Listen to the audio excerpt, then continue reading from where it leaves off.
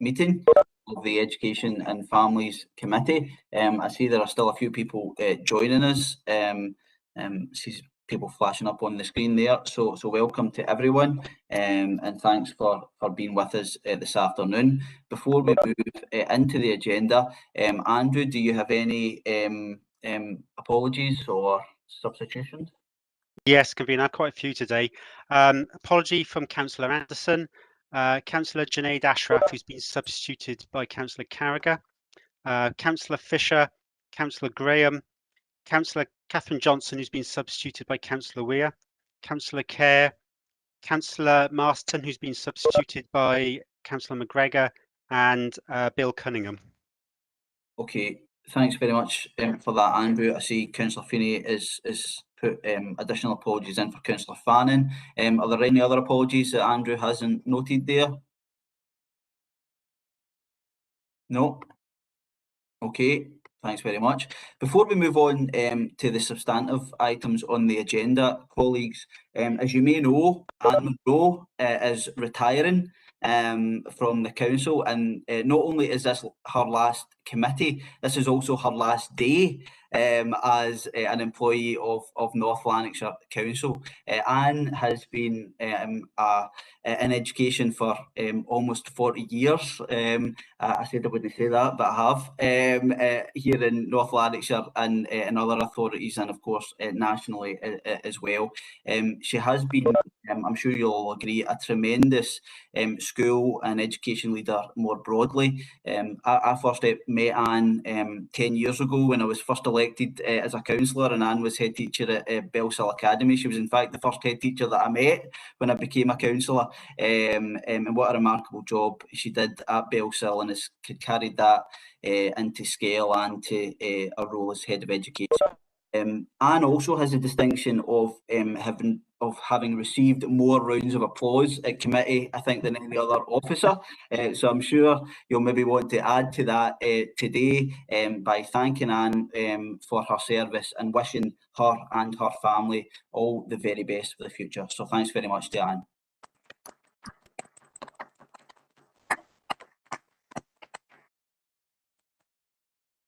Thank you very much. Colleagues, takes us on to the substantive items on our agenda today. We'll start, as always, with declarations of interest in terms of ethical standards in public life. Does anyone have to declare? No? Okay, thanks very much. Takes us on to, if you're okay with your indulgence, colleagues, I'm going to change the agenda around just ever so slightly. We have a couple of young people joining us today to speak about a fantastic event that took place earlier this month. And that is in relation to our action on climate together. We're joined by Nori Shimogawa and Hazel Carr, who are going to speak to agenda item number 6, but obviously they have other school commitments. So if it's okay, colleagues, I'm going to bring that to the start of the agenda, and our young people will speak to us about that fantastic event. I know Councillor Goldie was in attendance at that as well. And I'll pass over to Derek to outline the report, and then it'll be over to our young people. Derek? Well, with your indulgence, Chair, I think the young people are prepared to go through the report themselves. So if it's okay with you, I would prefer if we just allowed Hazel and Nori to just present the report, and then obviously if there's any questions on anything to do with the Youth Climate Ambassador role that they have, or what they did on the conference, then they'll be delighted to answer those questions. And if there's anything more widely in our strategy or our approach, I'd be happy to do that, if that's okay with you, Chair. Thanks very much, Derek. Hazel, Nori, over to you. Hi, I'm Hazel, a third-year pupil at St Ambrose High. Hi, I am Nori, an assistant support worker with CLD as part of the Youth Guarantee Programme. I am from Kilsyth. We are both members of the North Lanarkshire Youth Climate Ambassador Group, which is supported by Community Learning and Development. Our group is made up of young people from across North Lanarkshire who meet weekly to discuss climate change and things that affect it. And other environmental issues. We also get involved in community-based action such as litter picks and conservation work. Recently, our group received a highly commended award in the National Learning for Sustainability Community Learning and Development Award, organised by Education Scotland and the Daily Record. We were delighted to be a part of the delivering the Act Now 2021 Pupil Climate Conference, which took place on the 28th of October, just prior to COP26. As you will see from the committee report, the conference welcomed approximately 8,000 pupils from over 100 primary and secondary schools across North Lanarkshire. Throughout the day, pupils took part in workshops designed for their age group and learned more about the climate crisis from host Dr. Heather Reid. The conference was planned in 4 sessions for our 4 age ranges, primary 1 to 3, which neither of us took part in. But primary 4 to 7, Hazel and 2 others delivered a session on sustainable transport to this group, which included a quiz and a short video on the topic. Myself and 3 others delivered a session on sustainable lifestyles to this group, to years 1 to 3, and included the opportunity to calculate your own carbon footprint and watch a short video on fashion impact on the environment. For the years 4 to 6, we did not get involved in. As part of the conference, a personally recorded message was sent to the Pupils for America from David McMillan, Nobel Prize winner for chemistry and former pupil of the New Stevenson's Primary and Bells Hill Academy. There were a number of contributions to the conference who provided inputs throughout the day. These included teachers from North Lanarkshire schools, ourselves youth climate ambassadors, and representatives of the National Park of Scotland. Full detail of the conference programme is included in the committee report. The excellent feedback received from the conference will be combined with the pupil survey results gathered pre-conference and other information to inform the Education Service's ongoing response to climate action and education in schools.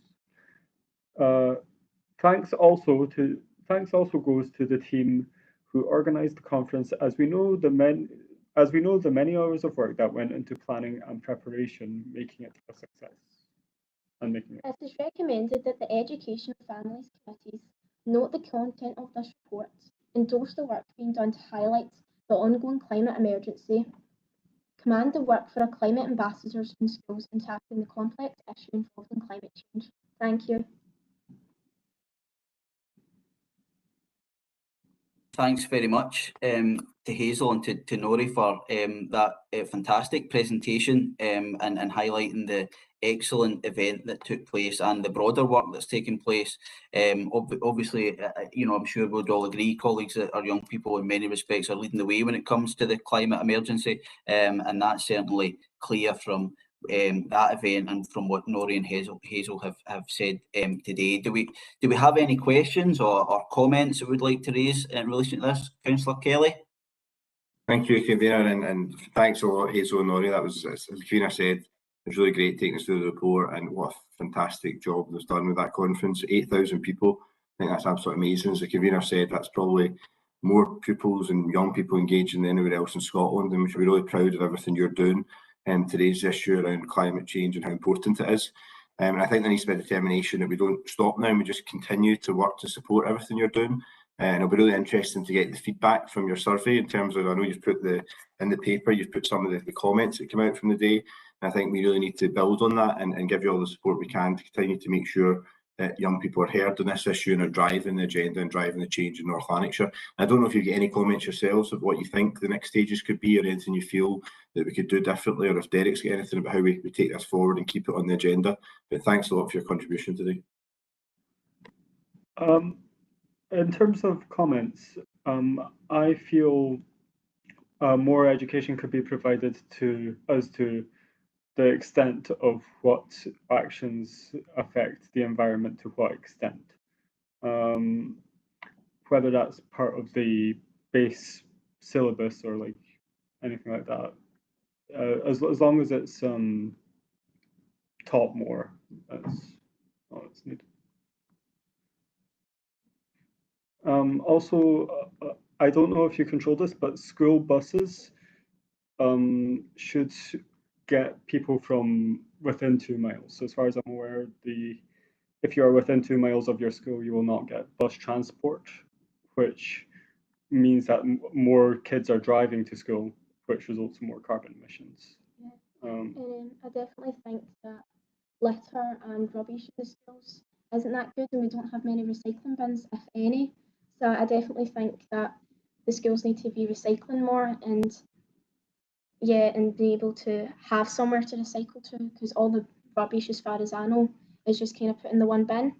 And I definitely think that recycling should be able to do that in schools. Thanks very much for those comments, and definitely gives us all things to think about for the role that we can all play in helping to tackle the challenge out there. I see we have hold on a wee second, colleagues. Councillor Goldie, Willie. Thanks, Convener. Thanks to Hazel and Nori for their input, especially today as well. It was very nice, clear and concise, going through the committee papers and come up with some points that are probably salient to all of us. This was the third conference that we had, and it was very good to see the council being involved so much in this, because climate change is with us and it's something that affects each and every one of us. I had the pleasure of dropping into 2 or 3 of the sessions, and the input from the pupils across primary and secondary was absolutely fantastic, and something that we really should all take on board. And it's something that as a council we should be looking in every action that we have, how that affects climate, energy. But once again, thanks to the pupils, thanks to the organisation. It was a really worthwhile event. Thanks very much, Willie, for that. Agnes is next. Agnes. Thanks, Convener. Thanks very much to Hazel and Nori for, first of all, being youth ambassadors and taking on that responsibility, and for braving the Education and Families Committee today. You did extremely well, and you sound as if you're going to be excellent leaders in climate change. You are the future. You have the power to make change. So we'll be listening to every word you say and watching your progress as youth ambassadors. We must listen to you because it's your world. I'm old, I'm getting older, and but it's your future. So thanks very much for doing that. And everybody has mentioned the fact that 8,000 young people came to the conference. But further than that, 8,000 young people from 100 schools, making it the biggest COP26 conference in the country. Now, I'm delighted that you've put North Lanarkshire on the map in that way, and that we are leading the way with young people. So thank you very much for that, and thank you for coming to speak to us today. Thank you. Thanks very much for those comments, Agnes. Paddy Hogg, Councillor Hogg's next. Thank you, Convener. And can I also say thanks to Hazel and to Nori for braving the committee here and attending the conference and taking on the role that they have. I'm the individual that moved the motion for a climate emergency in 2019, having followed Professor James Hansen and being a fan of Professor Carl Sagan for a long time. But since then, to be quite frank, I've been looking at lots of the so-called skeptics who are questioning the central tenet that CO2 drives warming. And to be frank, my view now is, no parody there on your name, Convener. To be totally frank, my assessment now is that politics has taken over the science. And I think what we should be suggesting with our ambassadors is that they become a bit more critical in their thinking and look at the science from those who are skeptics, because we tend to just put people down who question the hockey stick increase of temperature, etc., when a lot of it is actually based on models for future predictions. And there seems to be a commitment of something like £79 trillion of what we need to do to actually turn this around. And there are quite a few, I know at least 2 Nobel laureates who question this. So I would suggest to the ambassadors that they themselves have a look at notions such as the grand solar minimum, and that's a Professor Valentina Sarkova who has put that out. And I think there's a few bits of the science that are still unsettled. They're not totally agreed. So the idea of consensus, I've seen a letter signed by 30,000 scientists, a lot of them climate scientists, who question the correlation between CO2 and rising global temperatures. Now, I'm an out and out environmentalist, but I will go with the best evidence that I can find. And I did so in 2019. And all I would like to flag up to Hazel and to Nori is there's a lot of science out there that is being suppressed. And I think we need to actually look at some of that before committing. I mean, a lot of the stuff that we're doing, like litter picking and stuff and dealing with plastic, is blatantly obvious.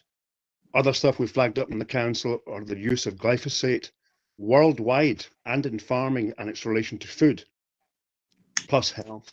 And there are many, many other issues as well. The importance of fracking, methane gas. Is that 80 times much more risky than CO2? Yes, it is. But not to go on too long here, fantastic work they're doing. But I would just flag up one issue. Let's show what education is about, and that's critical thinking. Because otherwise you're just taking assumptions and running with them. And I feel that I did that in 2019. Thanks. Thank you. Thanks very much, Paddy, for your comments there. Appreciated. Claire Barkley is next in the chat. Claire? Thanks. Just to thank you for your contribution. I think knowing the schools and the way they are, I think you're doing an awful lot of critical thinking, and you're leading from the front on this. So again, delighted for your contribution and so glad to see you here. Thank you for that. Thanks very much for that, Claire. I see no further comments and questions at the minute, so I'll be happy to accept the recommendations of the report and also add our thanks to Hazel and Lori for joining us today and for their contribution and leading us through this agenda item. Yes. Thank you very much for that, and with that, Nori and Hazel, you're more than welcome to leave us. You're also more than welcome to stay if you wish, but thank you very much again for joining us today and for your contributions to this afternoon's meeting. So thanks very much. Thank you. I'm going to pass over to Andrew Rose at this point. There has been a request that's been made by an elected member. I'll pass over to Andrew at this point. Thanks, convener. So a request has been made by Councillor Lennon to consider a motion in relation to an item of business not on today's agenda. Obviously, Standing Order 15 restricts items which can be discussed unless the convener considers the item to be urgent, relevant and competent. And if the convener does not so declare, then the only other course of action open is for the member to move suspension of standing orders. Thanks very much, Andrew. This is something that's developed very late, only in the last 10 minutes or so. There was an email sent to myself from Councillor Lennon regarding the position of executive heads. This is something, of course, that has come through the budget process, and there have been fairly extensive discussions about it in various forums. So it would not be my intention at this point to accept that. I do not believe it is of such urgency that it requires to be brought forward at this time. So if Councillor Lennon, I understand, may wish to move this suspension of standing orders in relation to this, he is more than welcome to do so at this point. Thank you, Chair. I would wish to request the suspension of standing orders on under 56 and move the motion. Thanks very much for that, Greg. Andrew, I'll pass over to you now for the vote on that. Can I just check that, Councillor Lennon, is there a seconder for that? And also Councillor Linden has put a point of order in the chat bar. Point of order. Yep.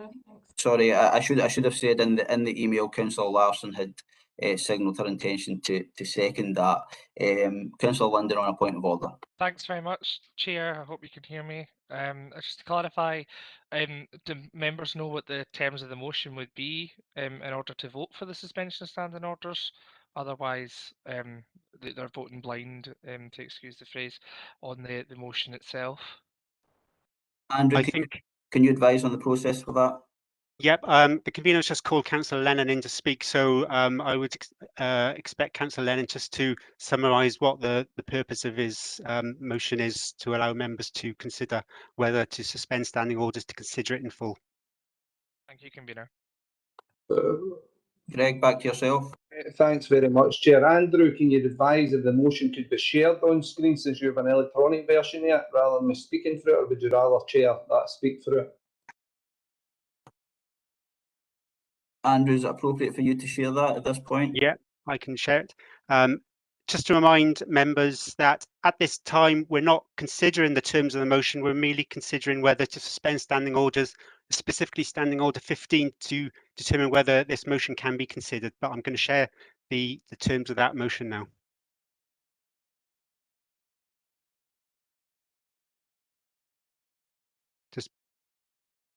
Just bear with me a moment. I've got so many screens open here.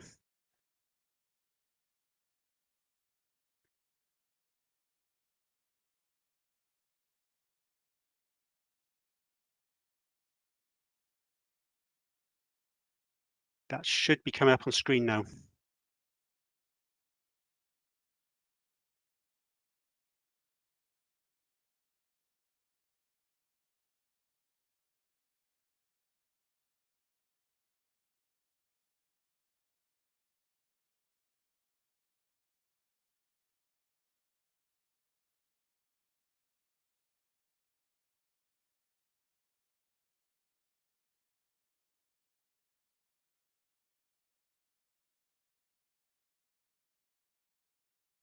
Okay, I'm sure members have had the chance to reflect on that. Obviously, we're not discussing the content of the motion. It is simply whether or not we would go on to consider that agenda item. So, Andrew, I think we'll go straight to the vote.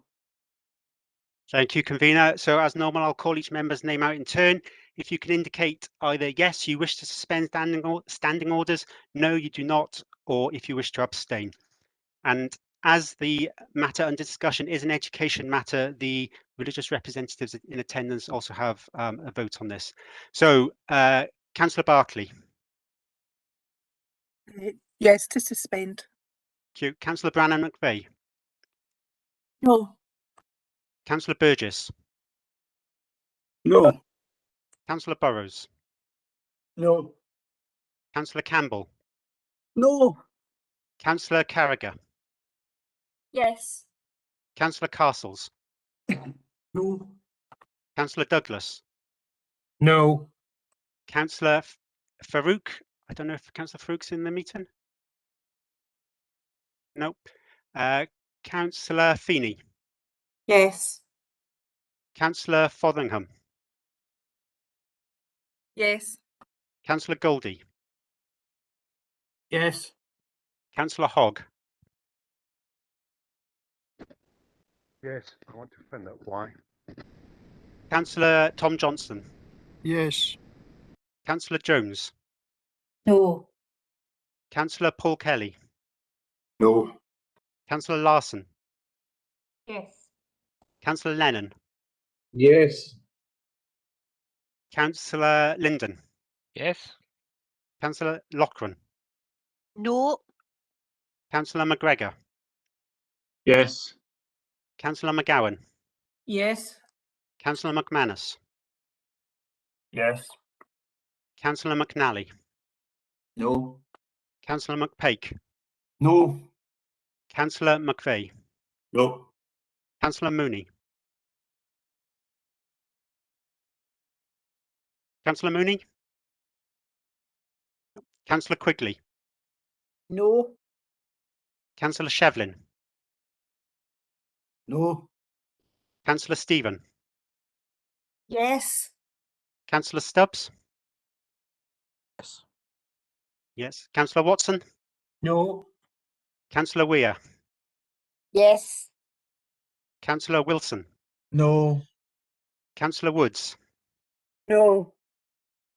And now the two religious representatives, because Bill Cunningham is an apology who I forgot to mention earlier. Derek Hannon.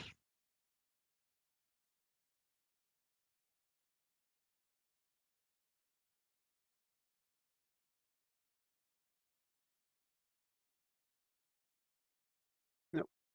And Graham Patterson. Yes. Yes.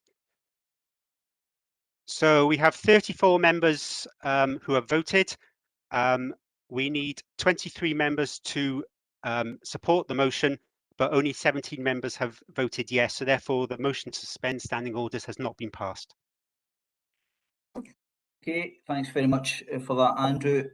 Takes us on to our next agenda item, which is agenda item number 2 in your packs, colleagues, which is improving outcomes, and it's our standard and quality report. Colleagues, I'll pass over to Janie and Neil. This really highlights the extent of the work that has gone on across our schools, early years establishments and in our communities, and certainly I'm sure you'll agree it's a very positive report, and I'll ask Janie to take us through the main points contained within it at this point. Janie, over to yourself. Thanks very much, Convener. And as Convener says, this is covering a lot of work which has been going on in the service across the last year, and I'm sure you recognise many of the items in the report as you have been central to discussions around it, and you'll see yourselves in the positive impact that has been made on children, young people and their families. So I've got the privilege this afternoon of delivering this report, and as you'll be aware, local authorities have a duty to improve standards in education, challenging and supporting educational establishments to ensure continuous improvements and to report on the progress. So this report has in fact, or will in fact be sent also on to the Scottish Government, as well as being shared with all stakeholders. It outlines progress towards achieving our improvement priorities, and it brings it all together in this document, as you'll have seen. And I'll be talking about some of the key highlights of the innovative and creative practice which has been taking place despite the challenges of the pandemic across our educational establishments, and the support which has been given to families and local communities to support recovery processes and to combat the effects of poverty on children and their families. This session, you'll have noticed that we have adopted a new format, and assuming that this is all going through today, we will be sending out to you a glossy copy of it for you to actually have in your hand, as well as the digital copy that you have. So I hope you found it quite user-friendly. The evaluations that you'll have seen throughout the report are based on analysis of a variety of quantitative and qualitative data, and the emphasis is on impact on our learners and on our communities. And as we have a statutory duty to report against the National Improvement Framework priorities, the NIF priorities, you will see that evidence against all NIF priorities permeates all sections. So just to move on, as you'll see, section 1 and 2 are self-explanatory. They provide the context. Section 3 focuses on our response to the COVID pandemic and how we navigated significant organisational challenges by prioritising efforts, aligning resources and delivering positive outcomes. Our shared values underpinned all aspects of recovery work, and the Investors and People report published June 2020 recognised key strengths in embedding cultural change. So throughout last session, approximately 14,000 instances of pupils having to self-isolate were reported. However, we were able to apply very effective mitigations and risk assessment procedures to support continued service delivery. For example, we coordinated the distribution of 2 million items of PPE to schools, established a system to support vulnerable families, referral systems, direct payment schemes, and as a result of this, during this period, 4,742 families contacted us for outbound support. And obviously, some of this work reflects work across services and not just education and families. Digital learning was a key aspect of the transformational change. As you'll all remember, very quickly we had to turn what had been a traditional face-to-face model into a digital model of delivery basically overnight. And the virtual school, the digital school was key to this. And you'll be aware from previous reports and from, I'm sure, what you'll have seen yourselves on social media, that we've had already over 600,000 visits to the virtual classroom, moving towards 700,000. And in fact, I should note at this point that there has been an award which we've been nominated for our work with the digital school, but most notably the Immersive Classroom as well. And that's an award which I think will be announced in December. Undoubtedly, though, the pandemic has impacted on our learners and their families in terms of reduced access to face-to-face lessons, group work, wider aspects of the curriculum and social experiences, and I'll touch on that later in another report when we talk about the 32-period week. So as a result of this, the health and well-being of our staff, our pupils, and of course our communities has been at the heart of planning throughout the last session and continues to be so. 370 additional teachers were recruited to mitigate the pressure on staffing resources and to meet current and future challenges, to ensure that our services were equipped with the resources needed to succeed at pace and at scale. And these additional teachers facilitate special support for schools in literacy, numeracy, digital learning and wellbeing. Outdoor learning as well. I'm sure you'll be aware of the work that's been going on in Strathclyde Park, and I just hot off the press got a wee update there that we've had over 970 pupils now who've been involved in the Active School Strathclyde Park programme, and this provision was particularly important for supporting our ESN schools, the virtual school and the Pathways programme to ensure continuity of support. The phrase build back better is often used, and we have been redeveloping our curriculum to ensure that we are building back better. Staff have already adapted their pedagogical practice, flipping their learning, maximising use of digital learning, as I've already noted. Reviewed and reflected in the curriculum rationale at local authority and establishment level to focus on health and wellbeing, or literacy, numeracy have all been prioritised to minimise learning loss in our core subjects, and we will now link this in with recommendations made in the OECD report. Staff have made increasing use of the digital platforms and outdoor learning environments to maximise pupil engagement, motivation and progress in learning. And again, just another wee mention of the Immersive Classroom, because that has been extremely successful. It's in Muirfield Community Centre in Cumbernauld. It's piloted across 4 establishments in that locality, with over 450 pupils having access. And there's regularly, you'll see on Twitter, posts about the number of children and young people who are really benefiting from this experience. Section 5 of the report talks about our achievements in 2021. And I'll just note on here on primary attainment, the Scottish Government's reports have confirmed that the COVID-19 pandemic has had an impact on overall attainment, and North Lanarkshire Council's results align with these findings, with performance decreasing in primary attainment, and it has been affected by that. So that is something obviously that we are focusing on, and again the additional teachers being recruited as part of that.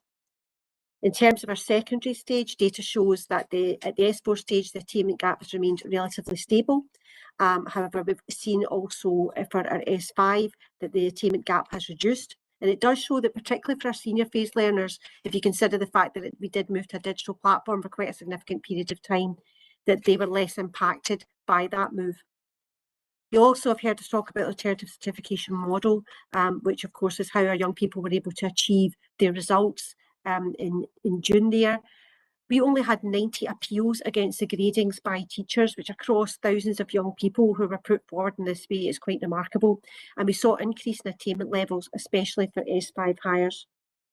So this does show that some of our young people definitely adapted and perhaps found it more suitable to their learning needs to go through this process rather than the more traditional exams. And of course, that's something which is being considered at a national level. Another key strength to mention is Club 365 with 26,555 visits to the summer activity programme. And also the 1140 hours expansion, something else which should be noted here.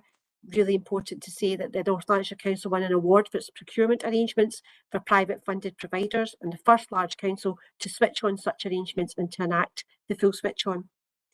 The ASN review and implementation planning, empowering clusters, and 5 statutory consultations successfully completed: Mavis Bank, Clydeview, Pentland, Fawside and Portland. I'm going to talk about the 32-period week later, so I will not reference that just now. And I will make a wee note though, however, of our Pathways programme for 120 young people moving on to our positive destinations, and very positive feedback from our young people about the impact that that programme has had on their lives. I also think it's important to note the mental health and wellbeing of our young people, as I've said, has been a priority, and a strengths and difficulty questionnaire took place across all of our establishments led by our Educational Psychology Service. 85% of children in North Lanarkshire engaged with the survey, an exceptionally high number for any survey and unique in Scotland. Our school counselling also important, with over 900 young people involved in this. Tim Sharp is on the call, and obviously Anne as well, to talk about SAC, so I won't go into detail about that just now, and I'll just move on because I'm conscious of time to talk about our next steps. Continued focus on leadership development, and again the digital impact has been quite significant there, with more people being able to access our leadership programmes through the digital platform. Building back better, which I've mentioned as well, continuing to work with our partners, HMI, West Partnership, to improve outcomes for learners. The promise, transforming the way we support our care experienced young people rooted in positive relationships. And as I noted, Future Fridays, which I will be talking about in my next paper. Happy to take any questions, and I'll leave it at that. Thanks very much. Thanks very much, Janie, for that report. We have a couple of questions in the chat at this point. First is from Councillor McGowan. Agnes? Well, Janie, what a report. It's absolutely excellent. I mean, how many people have been involved in different strategies in this report. It's quite astonishing. I make no apology about repeating some of your statistics quickly. System enables head teachers to collaborate with other head teachers for effective moderation. Absolutely crucial. Delighted to see that. What I would have expected, but it's fantastic. And the number of stakeholder groups that were covered by the Executive Director and staff. Pupil, Youth Forum, Parent Forum, ASN Parent Forum, that is the best thing to do. Keep everybody on board. Everybody knows what's happening. It's a total partnership. So I'm delighted to see that as well. And then all the statistics, 2 million pieces of protective clothing issued. What a feat. 4,742 families contacted for outbound support to be visited. 63,000, I think, 639,642 visits to the virtual classroom. How can we do without the virtual classroom anymore? I mean, that is, and I know my grandchildren absolutely love it. 370 extra teaching staff, you mentioned that. That will, try and cover the build back better and recovering from COVID. And 900 pupils involved in outdoor learning at Strathclyde Park. I'm utterly delighted at that. As you know, I've spoken for Kilbowie in the past, and I'm still sad about sorry, my phone's ringing. I'm still sad about Kilbowie, and I would like to see a residential offering come in someday. But my granddaughter is going to Strathclyde Park. She's at Now Top and is absolutely delighted and can't wait. So what can our granny say to that? So I'm delighted at that. I could go on. There's so many good things in that report. And you mentioned that COVID had an effect on results. And I see that particularly at primary 4 in literacy and numeracy, it's gone down. What extra measures will you put in place to address this? It was the only slightly negative thing I could find in the whole report, because it's excellent. Thank you, Janie. Thanks very much for those comments, Agnes. Certainly, it's great to hear about your granddaughter's looking forward to that experience, and certainly there's been a lot of positive feedback as we've been reporting through committee from young people themselves who have experienced the offering down there, and that's very welcome. Janie, do you want to pick up on Councillor McGowan's question specifically around attainment? Certainly will. Thanks very much. Thanks very much, Councillor McGowan. So I know that Anne and Tim will probably pick up on this as well in their report, Councillor McGowan, but certainly through the additionality of our Building Back Better staff as well. We are working with our schools around P4 literacy and numeracy to support them in trying to regain ground, if you like, as quickly as we can. And also our schools, of course, know their young people particularly well. So we are linking in with them on a very regular basis with our education and families managers, having improvement visits with them, whether it's virtual or when we can face-to-face, to ensure that they are getting the best support that they can. But I know that Anne and Tim will probably talk about more specific packages as they come onto their report. Thank you. Thanks very much, Janie. Bob Burgess.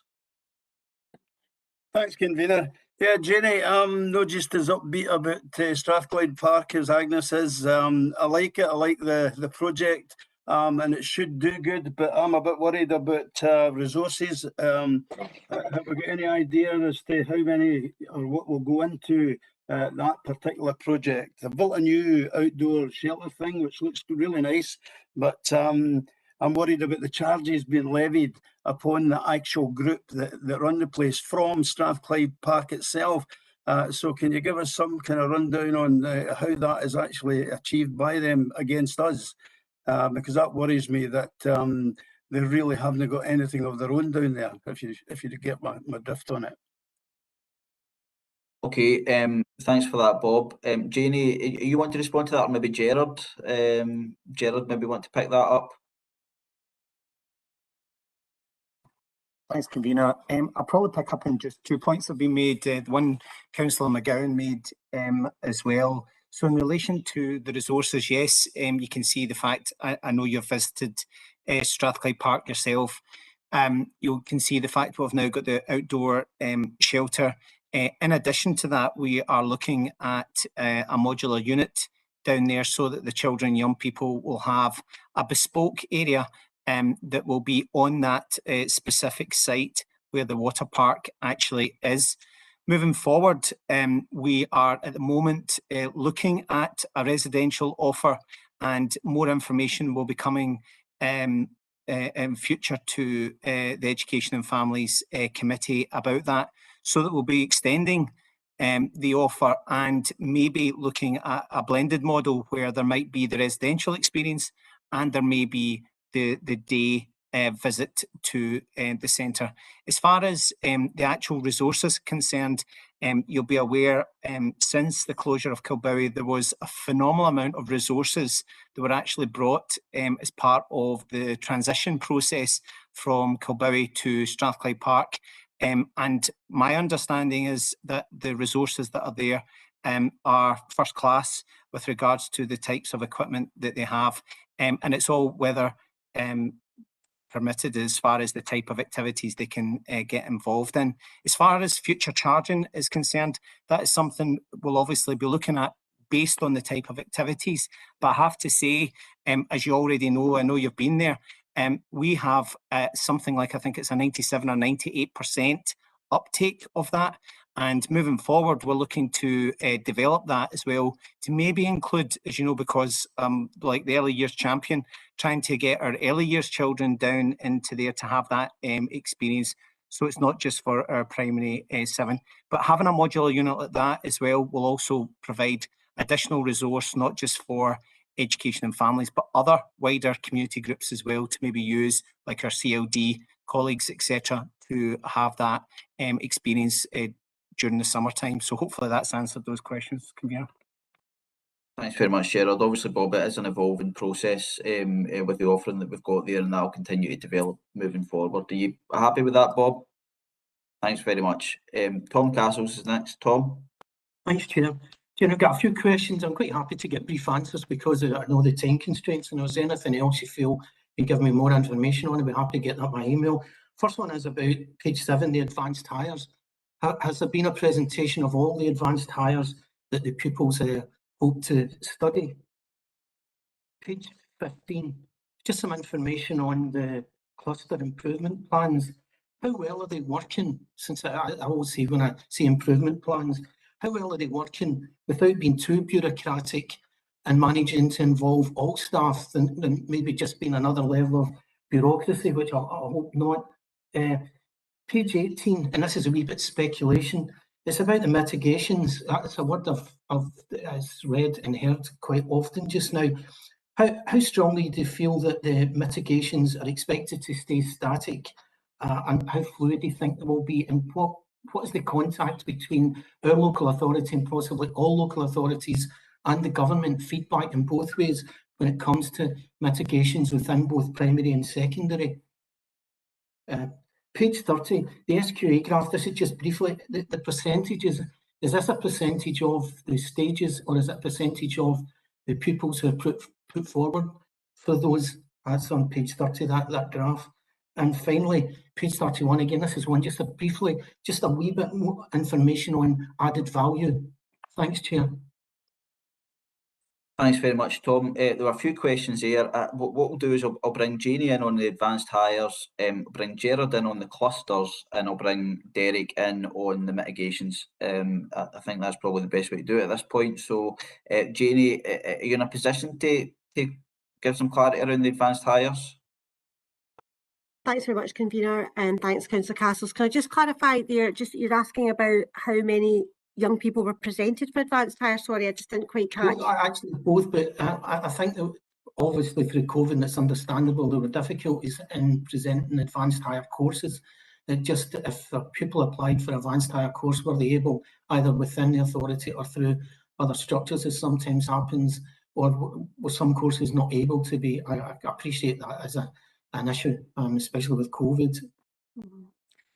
So what we actually found was that, and this is in fact more recently as well, we've had some feedback with our head teacher focus group and our young people about this, is that we were able to almost open up more opportunities through the digital delivery of advanced hire, because previously, as you'll be aware, it was done on a locality basis with young people being taxied around the north, south, central areas. Whereas, of course, with digital, we've been able to have young people accessing, an advanced hire physics, which has been delivered in Kilsyth, and yet they stay in Bells Hill, whereas previously we wouldn't have done that for the obvious reasons.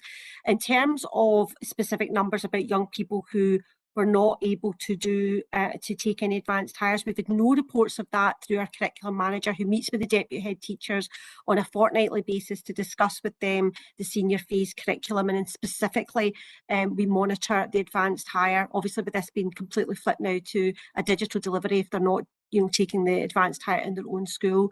So I get regular feedback on that, and it has been positive in terms of what the young people are able to actually receive, and it's actually opened up opportunities as well. And we're exploring even further. Sorry, I don't want to take too much time, but how we can link in with colleges and universities moving forward as well on the digital platform as we all become very much used to it.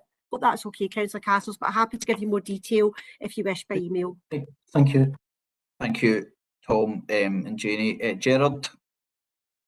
So in relation to empowering clusters, Councillor Castles, I would say that is, I suppose, evolving, and it's been strengthened, I would say, week on week. But we are looking to ensure there's now a consistent approach. I'm sure you'll remember that during the pandemic, that was an absolute lifeline and played a critical role in ensuring that we were able to look after all of those vulnerable children during that point. However, now we're moving on to looking to the future, looking at, for example, health and wellbeing. We're looking at GovFit pathways to ensure that we've got, as I say, that consistent approach, and using that resource to support the clusters. It's played a critical role just recently as well to do with absences, but monitoring the sort of level of needs in various schools, etc. So it is evolving, it is getting strengthened all the time, and certainly the teams are going through various sort of training, joined up working to ensure there's a consistent approach. But I think certainly for a model moving forward, I think it's going to be excellent. Thank you. And Derek?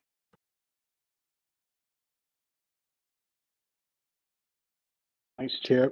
Well, just on the thing about future mitigations, we're not anticipating any changes to what we're currently doing, and there are still some mitigations in schools at the moment, both primary and secondary, and the evidence is that schools are coping relatively well with that and are able to make the adjustments. And obviously, I think if the question was really more about how do we engage with Scottish Government around those things, and in truth, I think the lines of communication around mitigations through public health nationally and locally are well established now, and are definitely we've been able to implement everything that's been asked of us, whether it's been CO2 monitoring, whether it's been masks, whether it's been enhanced cleaning through James McKinstry's team. There's been various things we've been able to do, including the face coverings, etc. So I suppose one of the things that was interesting for us and why we wanted to tell the story of last year through the Standards and Quality Report in the way that we did is it paints that picture of everything we had to do to keep the show on the road, if you like, whilst progressing with significant improvement, which were things which were important to this committee that we continue to take forward despite the fact we were in a process of a pandemic. So hopefully that answers the question. I suppose the final thing to say might be that we have a fortnightly meeting as ADES directors. There's representation back to Scottish Government, and there's weekly meetings with Public Health through Gerard and other officers as well to make sure the lines locally are well established also. Can I just also say, at the very technical point, if it's okay to move on, Chair, Councillor Castle's also asked a question about the data tables in the Standards and Quality Report. I'd simply want to make the point to Councillor Castle's on page 30, the qualifications shown there are as a percentage of the cohort, the whole cohort, and that therefore should answer that question also, Chair. Thanks very much, Derek, for those answers. Tom, you happy with that at this point? And obviously, if there's further clarification, can get emails out to you. I appreciate your time. The last one was added value, and if that can't be answered just very quickly, I'm quite happy to get that as an email. That's fine. Okay, we'll get that information sent over to you, Tom, if that's all right. Thanks very much. Councillor Barkley. Yes, thanks, Convener. Really, really good report. Shows the roller coaster that the last year really has been, and how well everybody has really come together to cope with the situation. So really, really good in that. My question is about the immersive classroom. When it was first mooted and it was going to be at Muirfield, it sounded wonderful, but in fact the reality is even better than that. And it's part of it, it says that for 21-22, it's broadening pupils' access. Can you expand on that? Is it by including more schools or more age groups? What is the plan going forward on this? And who else would be able to get involved within the timetable of the immersive classroom? Because it's absolutely an excellent asset to have. Thanks, Claire. Jenny? Thanks very much, Councillor Barkley. So yes, initially it's been piloted, and part of that was to do with the how easy it was for those children to be walked, for example, from local primary schools there to reduce the travel and to take into account COVID mitigations. So moving forward, and obviously dependent on how things are going with COVID and what the restrictions are, we'd be looking to expand out beyond those 4 schools, beyond the pilot schools and beyond the Cumbernauld area as well, and have a kind of rota, if you like, a timetable, if you like, so as many people as possible can access it. And then beyond that, obviously, the ideal scenario would be to have more than one immersive classroom, as you'll appreciate, because it is absolutely fantastic, as you rightly say, and there's great learning opportunities there, especially as, children and young people have missed out on trips and things. They're able to go and travel around the world in the immersive classroom, as you'll probably be aware, and work it into their lessons. So yes, we are absolutely going to roll that out. Thank you. Thanks for that, Jenny. Appreciate it. Thanks, Claire, for that. It's definitely is a fantastic resource. Councillor Marie's in the chat next. Nora? Thanks very much, Convener. Just a very, very quick one. Excellent report regarding the attainment gap. When I was reading that section, yes, we've obviously dropped in terms of that, and a lot's been attributed to COVID as being to blame. And initially when I read it, I kind of thought, really?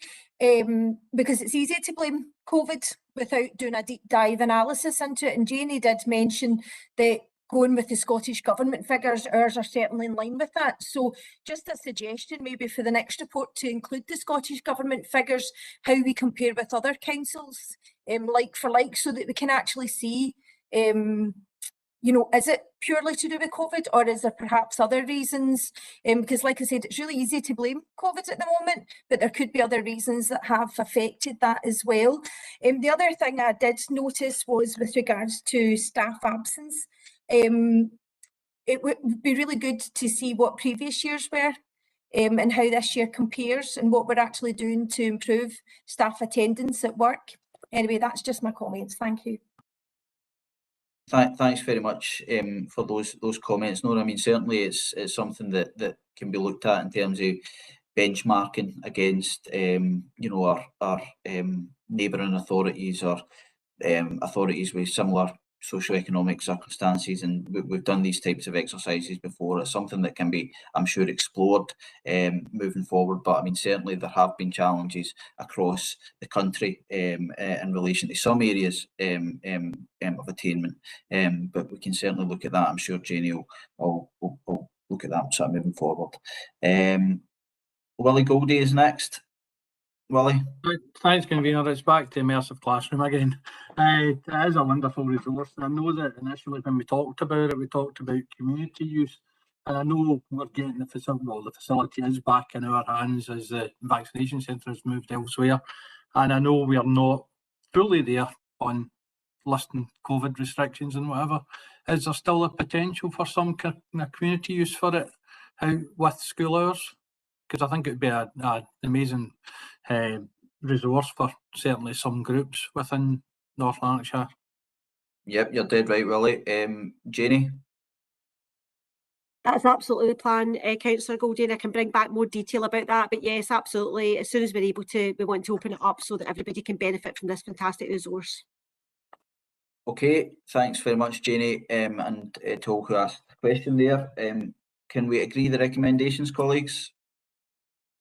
Thank you very much for that. Takes us on to our next agenda item, which is our Hub Development and Delivery Programme. Colleagues, I'm conscious that we're an hour in and we're only on the third agenda item, so I'm not going to ask officers on some of these reports to go into any extensive detail. I know that you'll have the opportunity to read the reports. So this is a report for noting. So James McKinstry is here to answer any questions that members may have. As I say, it is an update paper. So if there are any questions, if you could please indicate in the chat, and James will be happy to answer them. First is from Claire Barkley. Thanks, convener. I'm conscious it wouldn't be a Claire Roadshow today. It's what to do is a comment and a thank you. Obviously on the list is the Abram Hill Community Hub, and it's more just to put on record my thanks to Charles McCabe and the team, and to Colin Bruce and Gary Stark, who are working with the community. I've attended meetings with the parent-teacher councils for the 3 primary schools which are involved, and it really, the excellent presentations by Charles and the team to be able to give them an understanding of what is happening and the next stage forward. And I know that Colin and Gary are going to be working with the community to let the community know exactly what is going on. So it's basically an exercise in showing what to do when this is happening. It's turning it around from imposing on the community to asking the community what they actually want. So it's more a comment just to say thank you for that, and I'm looking forward to the process carrying forward in the future. Thanks for that. Thanks very much, Claire. Tom Castles? Yes, just a very quick question on the matrix. How will the prioritisation matrix be affected with the understanding that some of the town hubs don't actually have, well, Coatbridge anyway, when it's Coatbridge High, it doesn't have any community facilities which would need to be built in. Will that have an effect on the matrix as it stands, or will that come after the matrix has been completed? Thanks for that, Tom. James?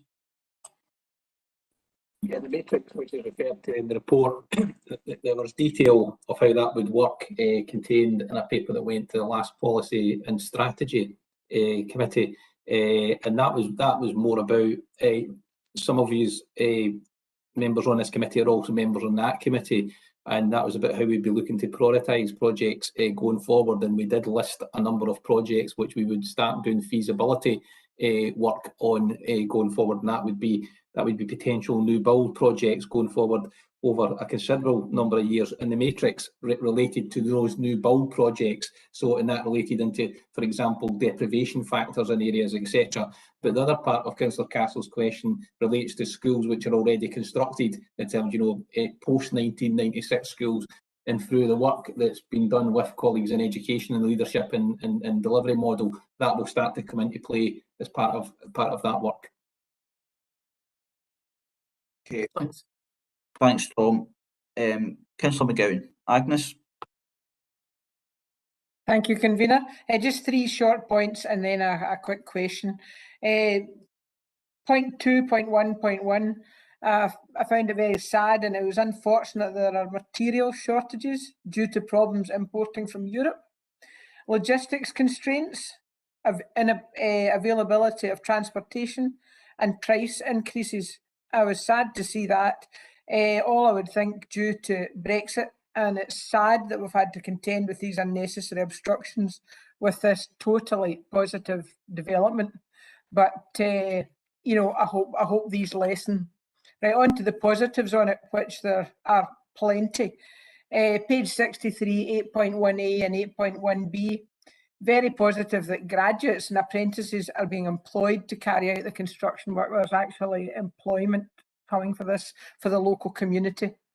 And work experience available not only for school pupils, but for candidates from the probation service, women into construction, armed forces resettlement. Huge advantages to the job market and the feel-good factor. My question is, on page 69, it tells us that courses were delivered to S4 to S6 pupils regarding apprenticeships in electrical and mechanical. How many pupils applied for apprenticeships, full-time ones, after these courses? Do you have these statistics? Thank you. Thanks very much, Agnes, for your comments here. In terms of the James, do you have that information at hand? I don't have that answer to that specific question to hand, but what we'll do is I'll get a response out to Councillor McGowan. Okay, Agnes, you happy with that? Okay, thank you very much for that. I see no further comments in the chat at this time, so we're happy to agree the recommendations. Yep, ideal, that's great. It takes us on to agenda item number 4, which is SAC and PEF update. This is a fairly extensive report, colleagues. It's here for your information. I will ask Anne and Tim to just touch on it, given some of the very important information that's contained within it, but I will ask them both to be brief. And if there are any questions, I would appreciate that they're also brief as well. Anne, over to yourself. Thanks very much, convener, and good afternoon, everyone. The report which you have in front of you is a very extensive report, and it provides the committee with an update in progress in both the Scottish Attainment Challenge programme and in PEF, and it focuses, as you'll see, on 3 key areas. Firstly, and if I can refer you to Appendix 1, it's the SAC end of year report for 2020-21. Appendix 2, you will find the SAC plan for session 2021-22, and you will also find contained within the report information relating to the Pupil Equity Fund for session 2020-21. As you know, Tim Sharp is the programme lead, and through yourself, convener, I will now ask Tim to talk to the key points of the report. Thank you. Thanks, Anne. Thank you, convener. Good afternoon, everybody. Literally just a couple of minutes just to talk you through the brief kind of areas, and then perhaps just 30 seconds or so on Councillor McGowan's point to Jenny in terms of the literacy and numeracy data. The main differences between this report and the one that was submitted to committee in April of this year is the inclusion of attainment data, which is collected, as you know, by Scottish Government from all local authorities. And section 1.6 outlines what ASOL data actually is, with a fundamental message that the information gathered is teacher professional judgments at key stages. And bearing in mind that judgments can be subjective, section 1.7 also indicates what we are doing to ensure that kind of consistency of approach and confidence in application of these judgments. And there are other points in the paper, such as 2.1.10, which elaborate on the specifics of these efforts, which including, you know, funding dedicated SAC teachers to 80 of our primary schools, all secondary schools, and also support to the likes of Build Back Better Teachers and Digital School, etc. So section 2.1 is the SAC end of year report, and there's some key messages obviously around that, which the data does reveal. In a nutshell, table 2.1.6 gives the overall picture. I've included the 2018 data to really highlight the progression between prior and post-COVID.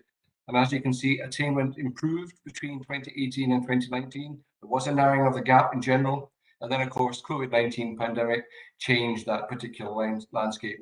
And it'd be fair to say that, without doubt, it's had an impact on the overall attainment, with lack of engagement and the subsequent loss of momentum, etc. The deceleration in attainment is not universal across the board, however, and there are some tables in section 2.1.13, for instance, which provide an interesting picture in that over a period of 4 years, we were able to track attainment of individuals in a particular cohort to see the effect of COVID-19 and the various lockdowns has had on their learning. And it would be fair to say the general picture here is the younger the learner, the greater the impact. If you think of a family dynamic, older children in general have greater autonomy in their learning, and the Standards and Quality report elaborates a wee bit more on this with the inclusion of insight data, etc.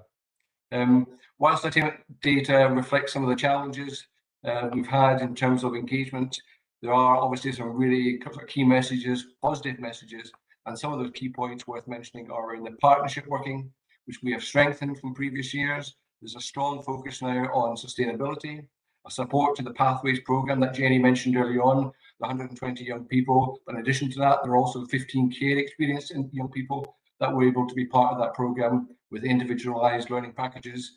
There's obviously the input into the digital school and also sustainability in terms of thinking of a life after SAC. Section 2.2, again, I'll not dwell on this, is the SAC plan for 21-22, aligns all the key areas and the work streams, and you can see that journey over the past couple of years in terms of the progression, the type of different kind of change of tack that we've had, and how we intend to influence that kind of pedagogical change in order to build back better. The plan has been approved by our programme board and also the Scottish Government, and references that sustainability that I've just referred to, and how SAC really now is having a greater impact across a larger group of schools, and the good practice that we've been incubating over the past few years and how we intend to share that. Finally, section 2.3 is obviously around the pupil equity funding and how really the SAC team now have taken on that kind of equity agenda and how we are supporting head teachers and heads of centres in developing that clear rationale for both their SAC and PEF spends and that kind of synergy of approach between these two funding streams. It also signposts the financial and governance structures that are now in place to support all heads. The approach also supports the recommendations that were highlighted in a recent internal audit report and gives detail on the type of guidance that the SAC team, which we are now calling the SAC and PEF team, that we offer to all establishments, and our increased expectations around reporting and the level of detail around outcomes measures, as well as a kind of financial kind of spend, and that is referenced within the quality assurance checkpoints on a biannual basis.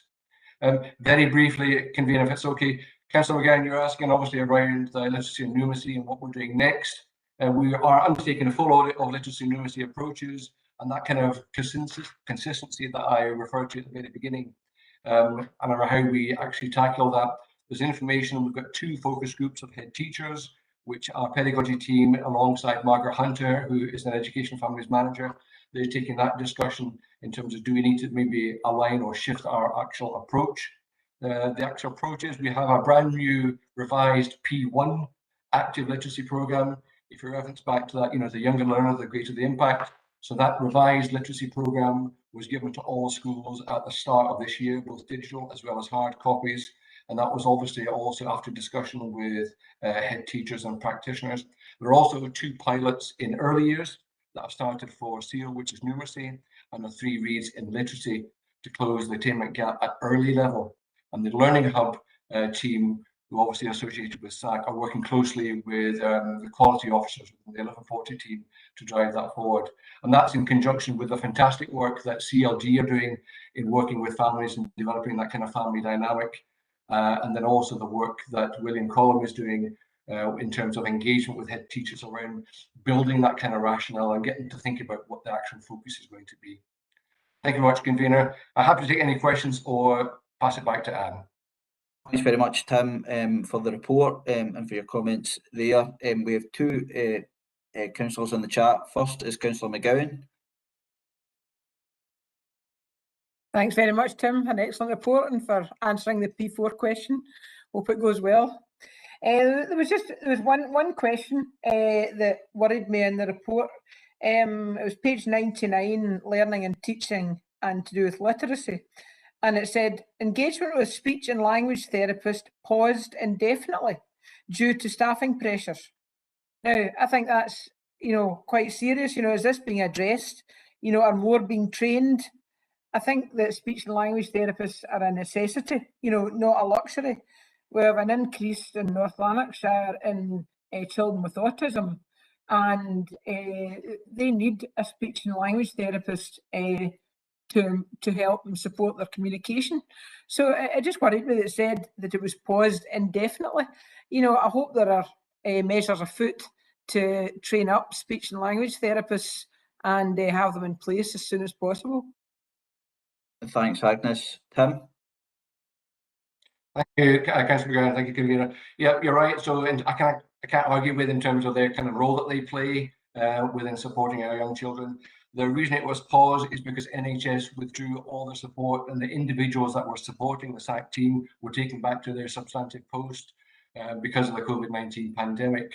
And at that point now, we haven't reached that point where they're actually coming back to support us in the same kind of capacity and level that we had before.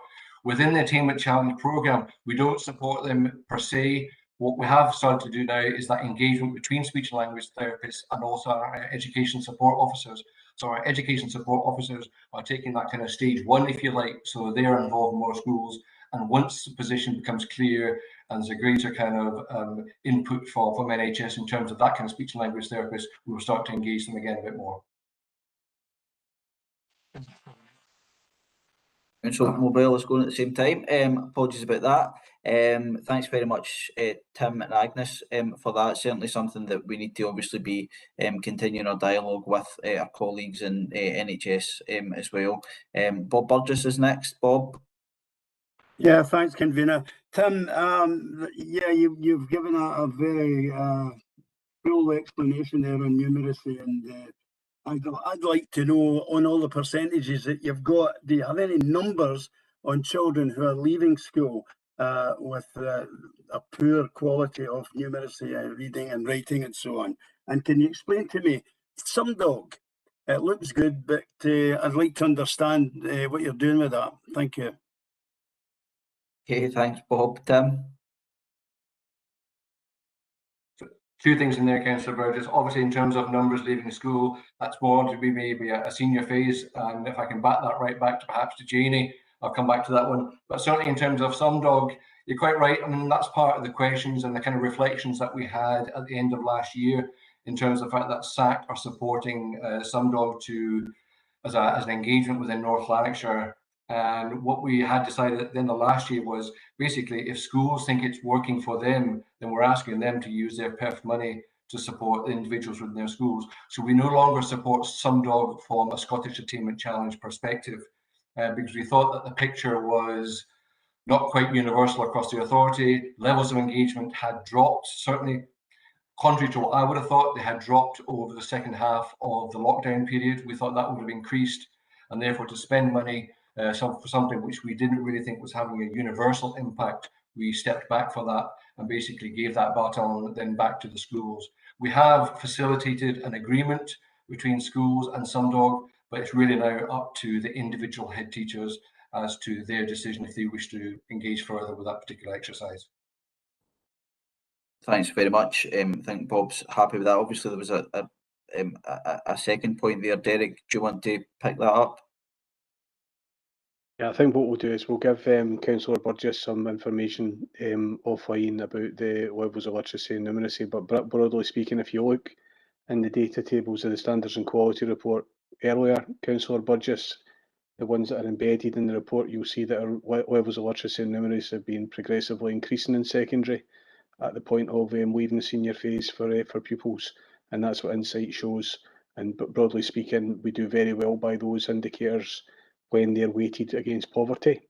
So that should be a reassurance that our systems generally are robust and improving. Thanks very much, Derek. Thanks, Bob, for the question. I see no other members in the chat bar. Are we happy to agree the recommendations? Yep. Okay, thanks very much for that, colleagues. Takes us on to our next agenda item, which is revision of the curriculum and, of course, the 32 period week, which I know a number of you will have seen in action in your schools. So I'll hand over to Janie O'Neill. There is a very short video that's going to highlight some of the excellent work that's taken place, and then Janie will be there to answer any questions that members may have. Janie?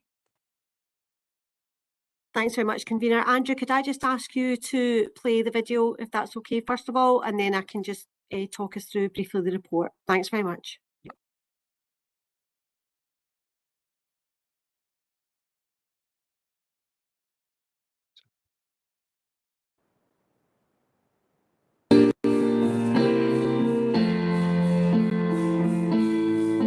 So I'm a member of the Rock School, and the Coatbridge High Future Fridays Rock School is an opportunity for all pupils of all year groups to come together of all musical skill sets and learn to play an instrument, and not only that, learn to play as part of a band and have fun. And there are also music teachers at hand to help and guide people at the same time too. I'm a part of the T-shirt and hoodie design club that's a part of Future Friday. In my club, we design and create hoodies and then go on to sell them as a mini company. My club is very challenging and interesting, and it really gave me the opportunity to work with a bunch of different year groups and people that I wouldn't have really spoken to before. My club is really challenging. It's really offered me the opportunity to further develop my digital art skills, which has helped me design the Future Friday logo.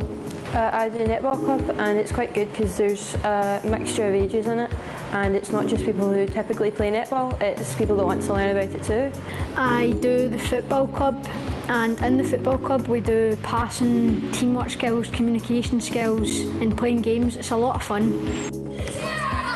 I help out with the Future Fridays with the first, second and third years, and I help them to do netball and multi-sports. I really like to see them improve each week and work together as a team and just enjoy different sports. It's been a great opportunity for me, as I'd like to do something like this in the future, like PE teaching or personal training or sports coaching with young kids. I'm in the theatre club, and basically in the theatre club we've just been doing drama activities, but these help to improve skills like teamwork, communication skills, and all these are good to build your confidence and your self-esteem.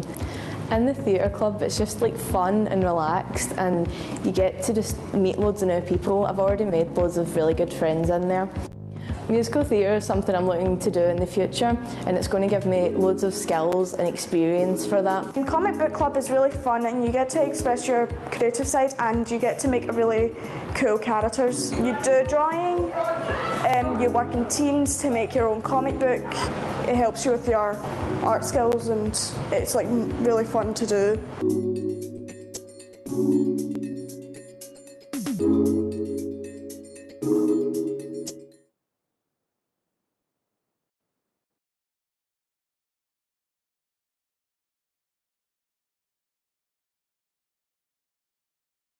Janie? Yep, okay, do you thanks. want to add to the young people from St Ambrose and Coatbridge that we just heard from? Yeah, thanks very much, Convener, and thanks for saying that. I was just about to mention that was Coatbridge High and St Ambrose, but I think equally it could have been any of our 23 secondary schools in terms of what's on offer. And I'm sure if you are on Twitter, you've probably seen the weekly Future Fridays updates. That's not to say that there's not clubs and activities going on Monday to Thursday. I think it's important to mention that as well, but obviously the Friday afternoon has really taken off, and there's loads of great opportunities there. So really this report is an update on the 32 period week, which was introduced in August 21, and I do want to put it in the context of the fact that we were locked down until March, as you'll be aware, so we were quite tight in the planning. And then of course we had the alternative certification model, and at that point we would have hoped to have introduced the Future Fridays in June with a June timetable change, but that was just not appropriate to do so because obviously the young people were working on the alternative certification model. So we really were hitting the ground running. I think it would be fair to say in the 1st August, a few sleepless nights before then, I don't mind admitting it. So the numbers have increased week on week really since the very first Friday, and hot off the press, again, I'll say 2,701 young people participated in Future Fridays on campus, and again, I'm going to make that differential there. On campus, there was 2,701 young people, and if you consider that in the 1st of October there was 2,099, you can see that it is increasing week on week, and that's not to mention the fact that we've got young people taking part in lots of different activities across the piece as well. So we've got young people who've got work experience opportunities, which they're taking up in our local primaries and nurseries, local employment opportunities, working with the college. The active teens offer, of course, through active and creative communities, where 12 to 15-year-olds are getting free access to all of our establishments there. And I've just got the figures in, but unfortunately I've not had a chance to go through them all, but I've just got them in earlier on today. So that tells us again that we've got hundreds of young people who are enjoying that offer on a Friday as well, and it's just continuing to grow. That's what I would say about it.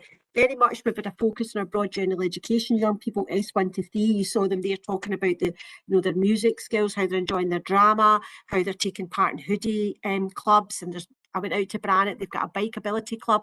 And then the other thing that they were doing for the senior phase that I thought was really good was they were supporting them through their their driving, their what's it called again? The practical, not the practical, sorry, the theory, the driving theory, and they were getting people in to talk to them about that. But increasingly now as well, what we've got, of course, is study support with the prelims coming as well. So it is voluntary for our teaching staff. And again, I think it's important to note that. So we're working very, very closely with lots of partners. But equally, of course, schools have seen teaching staff as well who are contributing to it if they choose to do so. And myself and my colleagues, I know some of yourselves as well, have been out and about visiting the schools, and it has been fantastic to see how they're benefiting from the opportunities. Our young people are feeding back very, very positively. The next steps would be continued growth and expansion. We're going to focus on targeting our young people who we feel would really benefit from it, but perhaps have not taken up the opportunity, as you can understand. We would want to see young people there who perhaps would really benefit from some work experience opportunities. And Pauline O'Neill, who's on the call today, the Pathways programme is engaging with specific young people as well. Our SDS colleagues are engaging with specific young people. So focus on introducing more external partners and organisations, including industry and employers, and tracking and monitoring attendance and targeting, as I say, young people who'd benefit most from Future Friday activities. So I'm very enthusiastic about it, as you can probably hear, and I would just ask that note progress to date and approve and endorse this updated report. Thanks very much, Convener. Thanks very much, Jenny, for that. We have a couple of questions from members. First, we'll go over to Agnes. Councillor McGowan.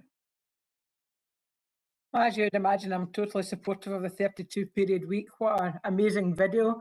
These pupils were very genuine about how they were enjoying all the activities, and the variety that you've given us there, Jenny, in your talk is fantastic.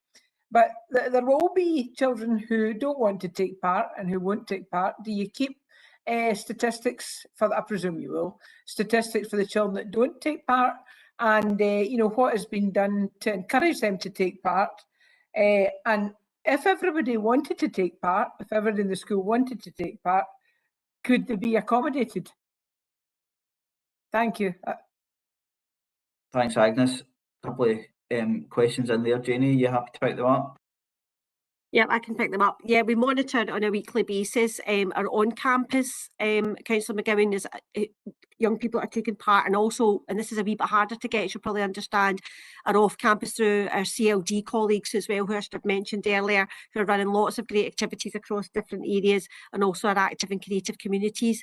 So if we continue to build up our partnerships with our external partners, our employers, take into account our work experience, as our head teachers pull together bespoke packages as well if they choose to do so. Yes, I've got no doubt that we can accommodate all our young people. It might not all be on campus, as you'll understand, and I think it's important that there is flexibility in the model, and I think also one of the things that we've been talking about recently in our group is some of our 6-years have got part-time jobs, which they may choose to go and start on a Friday afternoon a wee bit earlier done previously, you know, that's also life experience for them. That's also contributing to the economy, bringing in money into the household. So that's also opening up other opportunities for them too.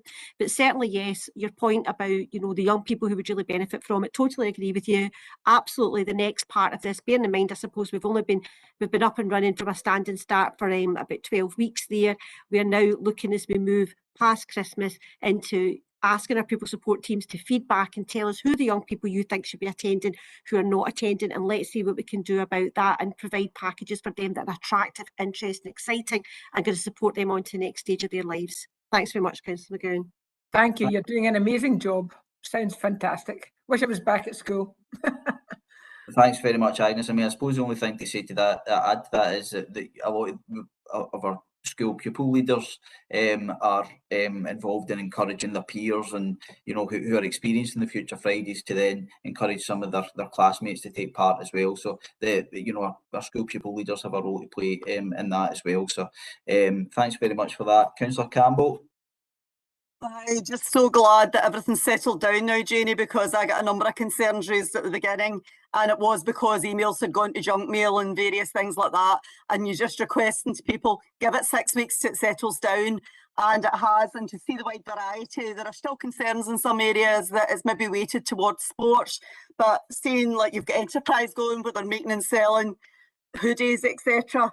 You could also get an awful lot more STEM activities in, because you can get STEM ambassadors and all sorts, but it is such a good experience for them, and the parents I've since spoken to are delighted now and seeing their young people benefiting from it, so well done. Thanks very much, Angela, for those positive comments. Appreciate that. Councillor Larson, Kirsten. Thanks, convener. Yeah, like others, Janie, I thought the video was very engaging. It's great to see young people out doing a variety of different things on a Friday afternoon. I think for, you know, young people and for teachers, that Friday afternoon in the classroom can be one of the hardest shifts of the week. Everybody's just watching the clock, so it's great to see something meaningful, active, that promotes transferable skills, etc. Will it operate in a kind of block system? Will the activities, if you like, run for 12 or 18 weeks, and do young people sign up and commit to that experience over a period of time? And just one further one, I've seen further down the report, I think it's 4 point something, that's saying that young people will have the option of the digital offering available on a Friday afternoon. How do we ensure that some people don't just sort of hide behind a screen, if you like, and not take a more meaningful and active part? Thanks. Thanks very much, Kirsten. Some important points there. Janie, are you happy to pick them up? Thanks, convener. Thanks, Councillor Larson. Yes, some schools are operating it in a block, so for example, for active schools, if they've got an offer going in, what they're tending to do is do it in a 6-week block, and then they'll move on to, with the sport, you know, say it's football, then move on to netball, and young people can sign up for whatever they're particularly interested in, because the rotating, I suppose, to make sure there's that the offer's equitable. It's not just one area that's getting a particular activity and the other areas aren't seeing it at all. So yes, there is a wee bit of that going on. There's also some consistent offers every single week. For example, like you saw there, the theatre, musical theatre offer, the rock school, there's a dance school as well going on in some schools. So it's a wee bit of a mixture, I would say. And again, that's something we're just keeping a wee eye on as we get more into it and as it evolves. It's very important to us that the offer is equitable, that we're offering from a central perspective. So that's what I would say to that one. And the digital school, I'm glad you mentioned that actually, because I meant to say that earlier. So yes, the digital school is, what we wanted to do there was to make sure not all young people will choose, if we're realistic about it, not all young people will choose to stay in the school on a Friday afternoon. However, if they are going home or to another place, we want to make sure there's an offer there for them so that they can access the digital school, they can get involved in projects. For example, we'd one on there about COP26, we've got ones looking at other aspects of climate as we move forward, and that we get them to engage with it. But their teachers are going to be working with them about that, encouraging them to be in digital school, monitoring it, and also we are as well from a central perspective, because we can also see the access.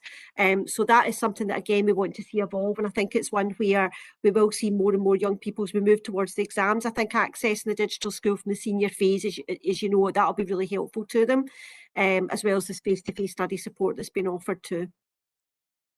Thank you. Thanks very much, Jenny. Councillor Woods, Geraldine. Hi, I went to St Andrews High School on a Friday afternoon, and it was amazing to see all the kids were involved in all the activities.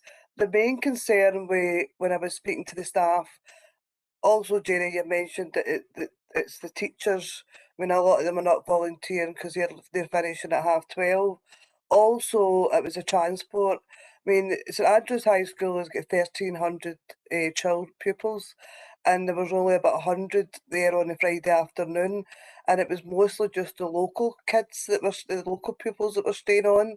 And I know you're putting a report from January that transport will be free for kids obviously under 22, but now how are you focusing on actually the transport, actually getting the kids to stay on that are further away?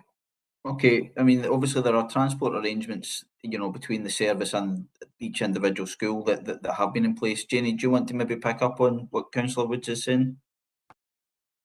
Yep, certainly. Thanks very much, Councillor Woods. So yes, absolutely. There's a transport offer for any young person who chooses to stay on, and we've stressed that through our schools, through the meetings that we've had with our head teachers and our principal teacher Future Fridays on a very regular basis.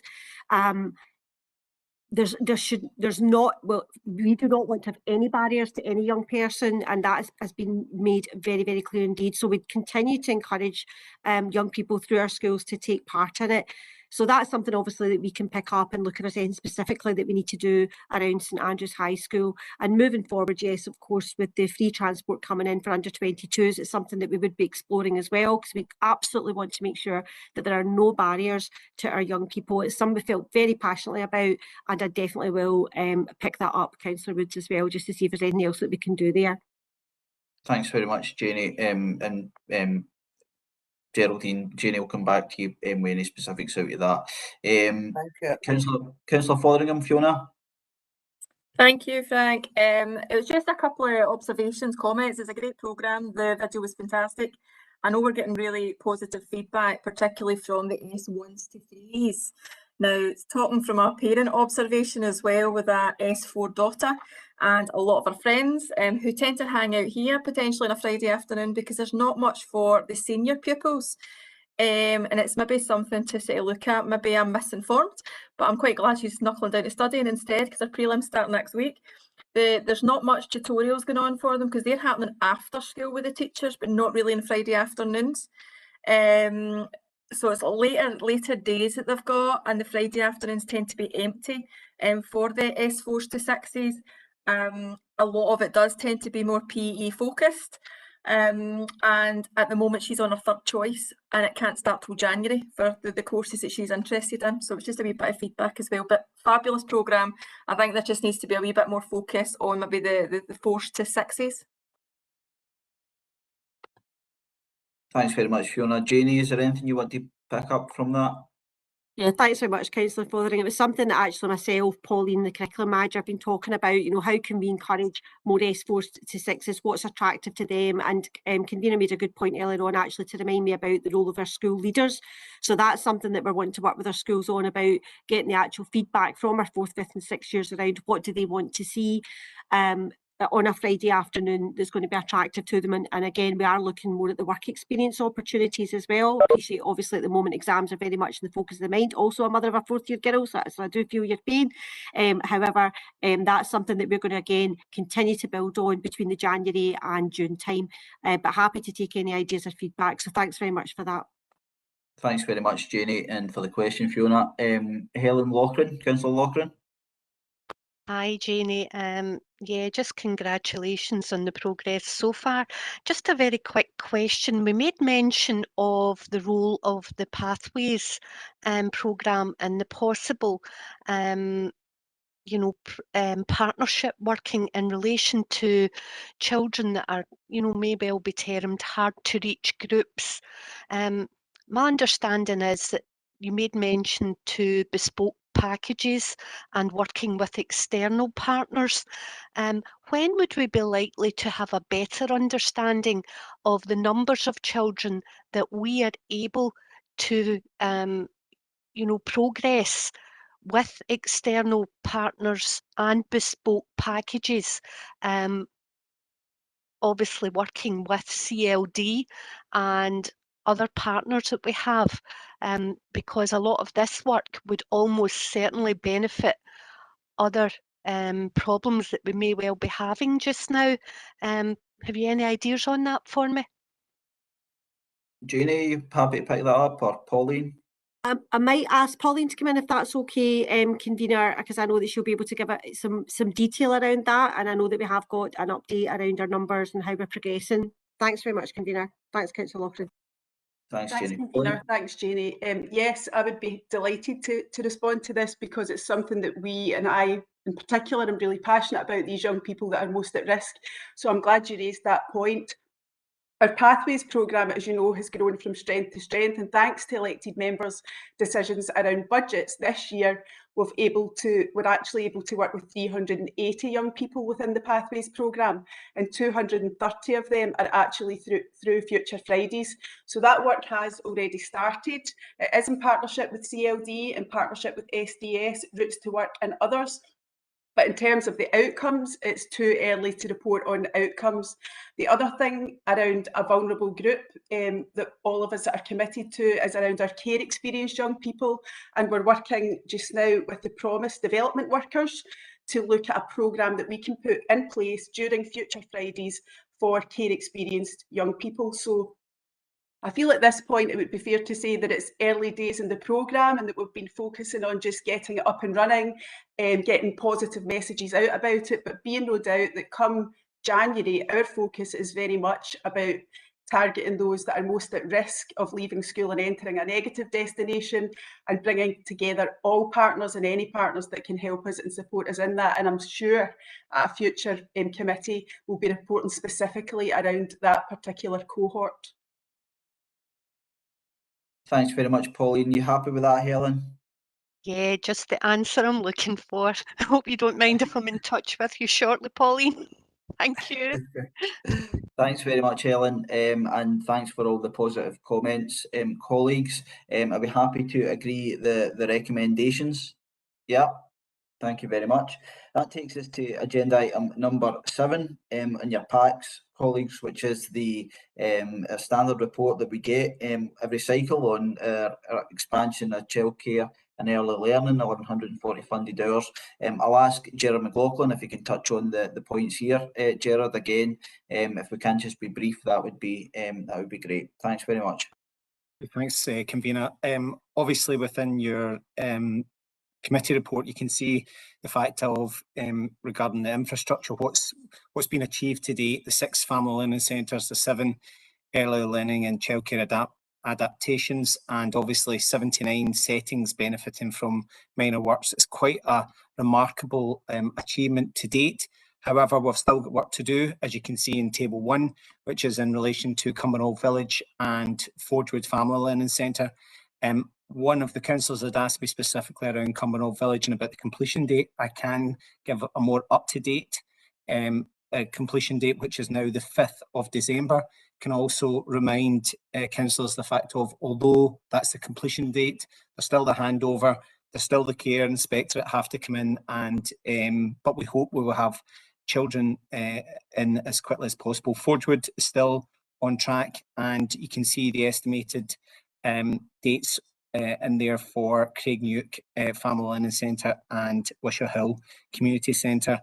There was a consultation that CLD took for us on our behalf, consulting with the community around the Wishaw Hill Community Centre and the naming of it, and Heathery Park is the preferred name. So today I'm looking for approval for that. The rest of that section is more about all the sort of minor adaptations that you'll be able to see yourself. Regarding the workforce, there's lots of information in there, but probably I would highlight section 2.2.6. And I can also announce the fact that as of today, although the figure in there is 529 new jobs for the early learning childcare workforce, you can see that number is now increased to 556. Which is a great news story yet again. From a quality perspective, significant amount of work that you can see in there. I probably draw your attention now to admissions, and you'll see in Appendix 2 the time frame for that. I can't believe we're back round to this stage again, but the admissions opens week beginning the 6th of December, where we'll obviously be advertising this again through all the sort of social media platforms.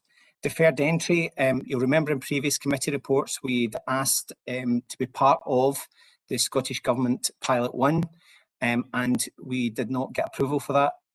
We asked to be part of Pilot 2, and unfortunately we've heard that we have not been successful in that bid again.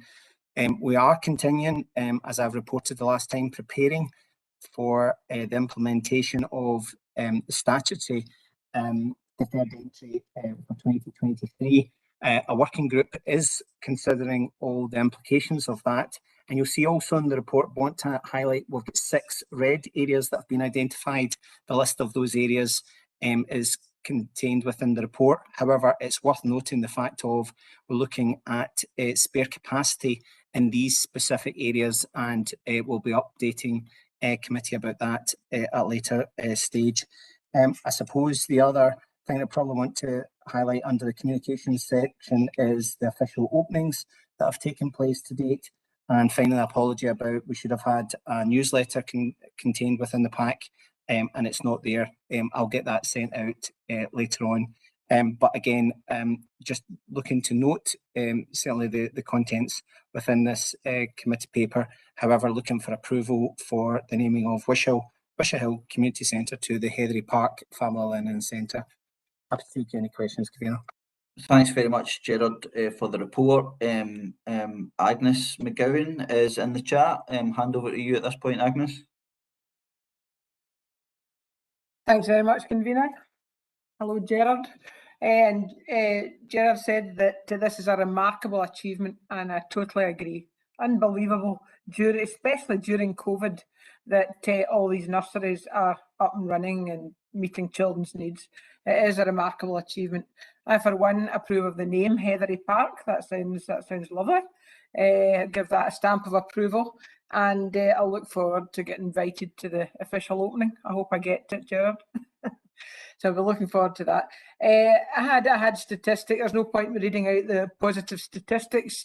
Gerard has given us a lot of them. One he didn't say was, I'll just repeat it, that there was 50 people needed for early learning and childcare support workers, and 211 applied. So these jobs are very popular. I hope we can find jobs for all these people eventually in the nurseries and in the 1140 hours establishments. Just a few wee questions about things in the past that were causing a bit of angst. You know, how is the deferred entry system going? Why was the application for Pilot 2 refused? You know, can you give us the reasons for that? How is the underspend of 1.347 million being utilised? And are the partner nurseries happy with progress now? I know there's been lots of meetings and lots of engagement with them. Are things going smoothly in that? And lastly, in one of the graphs, I couldn't read the graphs very clearly because they were black and white, but one of them, it looks like the childminder's care inspectorate grade, and the quality of staff looked worrying in that. It said it was 94% weak or adequate. I don't know whether I read that right, but I wondered what has been done to address that, if I did read it correctly. Okay, thank you. Thanks very much, Agnes. I mean, I'll ask Gerard to touch on all those points. I think it is disappointing, I've got to say, that we weren't included in the Phase 2 pilot. Obviously, we've requested to be involved in both Phase 1 and Phase 2. Obviously, that's a decision that's taken by government, and I presume that there will have been a response provided to the service from ministers or from civil servants. But you were a range of questions there, Agnes, so I'll ask Gerard to pick up on them. Gerard? Thanks, Kavina. So with regards to the deferred entry, Councillor McGowan, we didn't get a specific answer of why we weren't included in Pilot 2. However, you asked what we're doing about it. Well, obviously, we'd already set up our working group, and that's where we've done the analysis that's taken place of, based on the information that we have at the moment and the numbers that we may have coming forward, we need to make sure that it is the spaces available for parents and carers and their young people.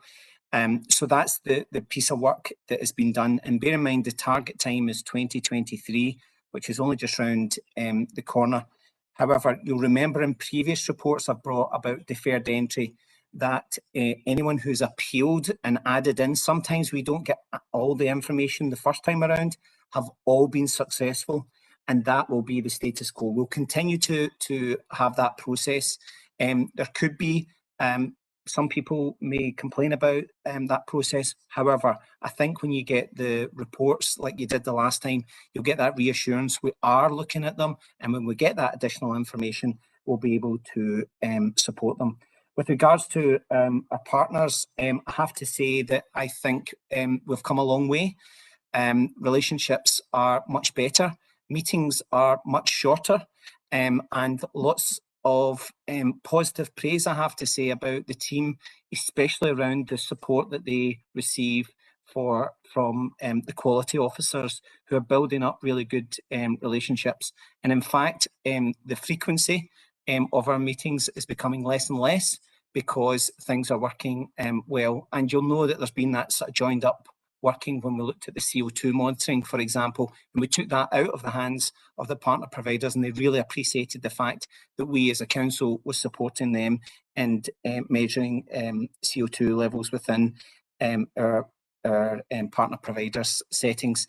And I have to report, just as an aside, all of that was in a positive light too. Regarding the childminders, certainly you're right to pick up about the fact of the Care Inspectorate and what we're doing about it. We have got the quality officers, and that's where we've got all the CLPL work that has been going on.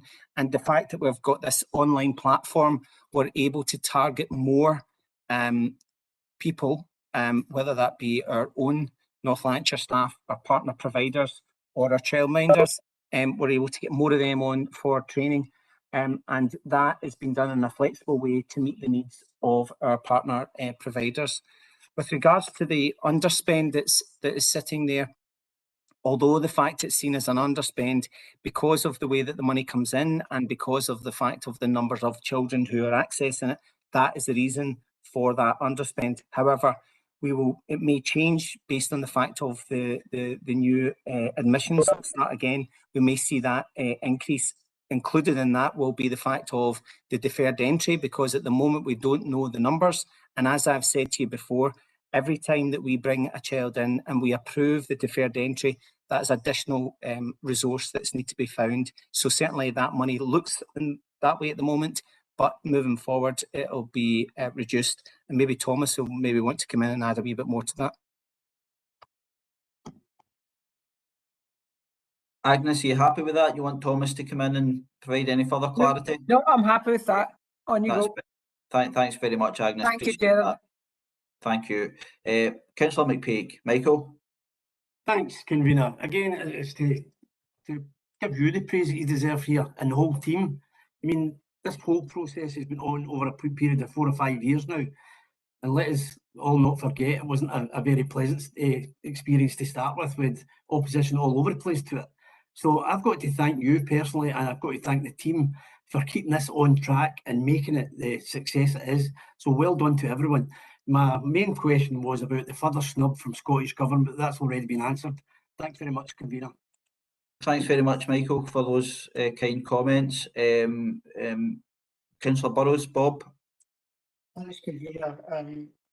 The report is actually a very good report, a positive report. But I just want to touch on something that Councillor McPeak said there right at the very end. It's about the phase 2 bid. Just for clarity, Convener, did Gerard say that he had no information from the Scottish Government?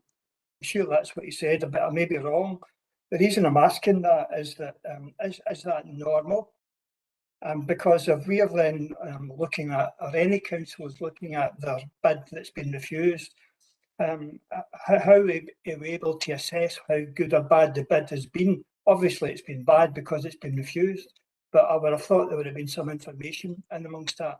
Can maybe get a bit of clarity on that, please? Thanks very much, Bob. I'm not sure I would. I don't think the bid was bad, if I'm being honest. I think that obviously the government have chosen a number of authorities, and they all have a criteria for that. I would presume. But Gerard maybe wished to sort of come in on that. I don't know if we got any feedback when we were unsuccessful with the first bid to the first pilot. I don't know if we did get any feedback from that Gerard, that helped us shape our second submission. So just to clarify, as far as a bid is concerned, it's not the fact that there's a written bid and there's a worrying concern about the content of what it was that we were going to do. I suppose it was expressions of interest might be a better way of saying that, and we obviously had expressed on those two occasions. There's obviously a finite resource that is there, and you'll see the fact in section 2.6.9 of the report, the specifics around that. And from their point of view, it's a balanced range of pilots. It's a standard response that we got. So please don't think it's anything to do with the content of our bid. It was just about the fact that they were looking for all local authorities to say if they're interested in coming forward, and obviously we were. However, we have still put in a structure there for our planning, and you can see the work that's already taken place to identify where we think, as it says in the report, there may be hotspots, and we need to look at the spacing issues that may come up there, so that when we do get to this point, we don't have any worries and concerns about being able to give parents and carers their first, second choice, etc. Thanks very much, Gerard. Councillor Linden, Jordan. Thanks, convener. I hadn't intended on coming in the report, to be honest, because for the most part, it's excellent, good news on what is a flagship policy, and kudos again to the team for the delivery of it. You know, there's nothing like the opposition members on this committee to take an opportunity to take a pop at the Scottish Government. You know, I think that we almost got through the report without the opportunity being availed of in terms of section 2.6.9. I mean, a couple of things to point out. One, this report is about the 1140 hours expansion, a flagship policy of Scottish Government, funded by Scottish Government, and notwithstanding that, you then have elected members from the opposition taking the opportunity to take a pop at it. Take a pop at something which is a pilot that's been introduced in response to the requests from local people, not only in North Lanarkshire, but right across Scotland in terms of deferral policy and stage 1 and stage 2 pilot. Just to come back though, and I can see that that's obviously riled people given that members are now looking for a second pop at the cherry in the chat bar. But in terms of Gerard McLaughlin, his answer to the question, Gerard, I'm not entirely clear we got a clear answer as to whether or not the authority asked for specific feedback from pilot to bid or expression of interest. If that request has been made, when was it made, and what was the response? Because the impression given is that a request was made to Scottish Government and it's been unanswered.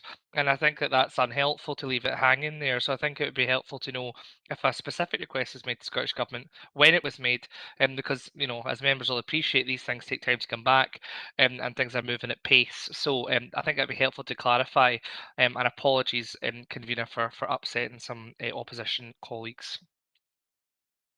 Okay, thanks very much, Councillor Linden. Administration colleagues have obviously expressed some concern around that and the lack of, I suppose, support in relation to our submission for both phase 1 and phase 2. Something that, you know, North Lanarkshire was, you know, put in good faith. Obviously, the government will take its decisions, and it has its priorities. Can I have a supplementary then, convener, if you're going to insist on responding? No, I have the right to respond, Jordan, as the chair. And I have the right to supplementary then, convener? Administration councillors are perfectly in the right to raise something that is included within the substance of the report that is presented to members today. Now, you had a question to Gerard. So I'll ask Gerard if he can pick up on that. And then, of course, you can have a supplementary as any member can. Very Gerard. kind. So to answer the specific question, we did not go back to ask because we think that based on what I've put in section 2.6.9, it already sets out the fact that they are looking at a balanced range of pilots. They talked about that is within the budgetary envelope that is there. So therefore, for such a large council like North Lanarkshire, it would be difficult for us to get onto that pilot, would be my reading of it. But to answer your specific question, Councillor London, no, I did not ask for a reason because I think that certainly what's in section 2.6.9 of the report outlines the rationale for why we did not get on to that pilot.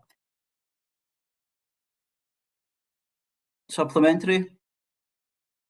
Oh, I think Gerard's just answered it for myself, convener. I'm sure that'll please colleagues no end to know that the question wasn't asked, so therefore nothing can be interpreted from it. I think that the onus is on the authority to ask why the local authority hasn't been granted the pilot scheme, and rather than leave it hanging in for members of the administration, you'll forgive me, to then come in and criticise a decision of the Scottish Government without actually having understood the rationale or indeed asking, I think that probably was a wee bit premature insofar as administration members' critique. Thanks, convener, for the opportunity to come in. Okay, thanks very much. I disagree with that entirely, but that's perfectly in your right to raise that point. Okay, thanks very much for your contributions, colleagues. Bob, I know you're coming in for a second time, but you have already been in, Bob, and if you're okay to move on at this point, I would be grateful if that's okay with yourself. I'll go with you, Chair. Thanks. Thanks very much, Bob. Appreciate that. I'd be happy to agree the recommendations as outlined within the report. That's great. Thanks very much, colleagues. Takes us on to our next agenda item, which is mental health and wellbeing resilience. Gerard, we're sticking with you, and if you again could be brief on your report, given where we are in terms of time, I'd appreciate that. Thanks very much. Okay, thanks, convener. I'll just highlight very quickly then the main sub points. So the report itself, it sets out progress on mental health and wellbeing and resilience development plan. You'll remember this was introduced back in September 2019. It states within the report most of the aims have now been met. This is a consolidation year and a new plan is currently being developed for a 3-year period, taking all the information that we have and giving advice and guidance to schools about what should be on their school improvement plans moving forward. I probably just want to highlight the strengths and difficulties questionnaire because I did say I would come back and say a little, but I probably want to highlight the latest information that we have, probably around section 2.3.3 of the report. And I'll just read, scores across secondary schools are fairly consistent with 20 out of 23 schools averaging a score within 1 point of the local authority average.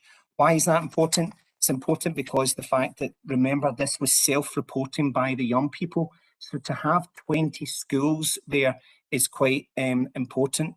There is other information contained within that, but I probably will come back with further information because you remember there were issues that we had looking at the legality of asking for further information from the schools. We've managed to get over that hurdle and we're now asking for more additional information, but that is new information under the strengths and difficulties questionnaire.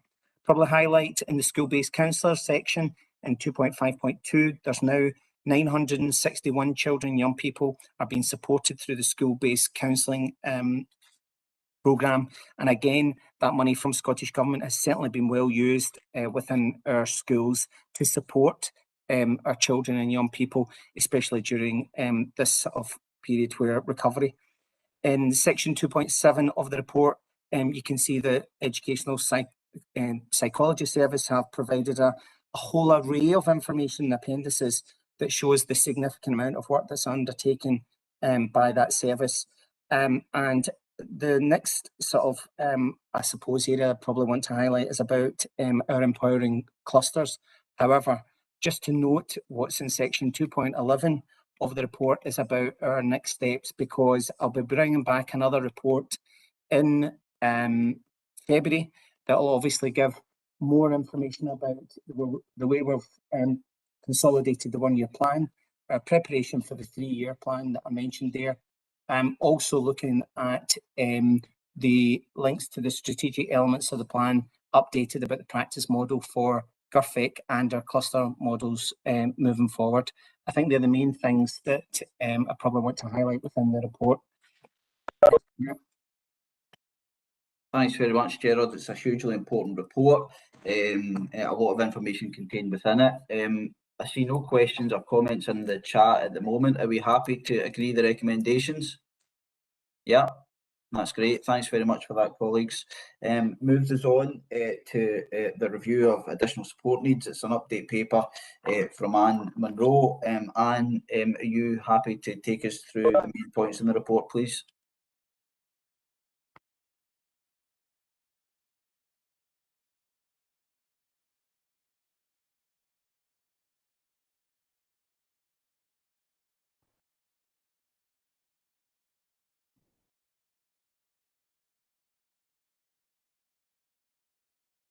Anne?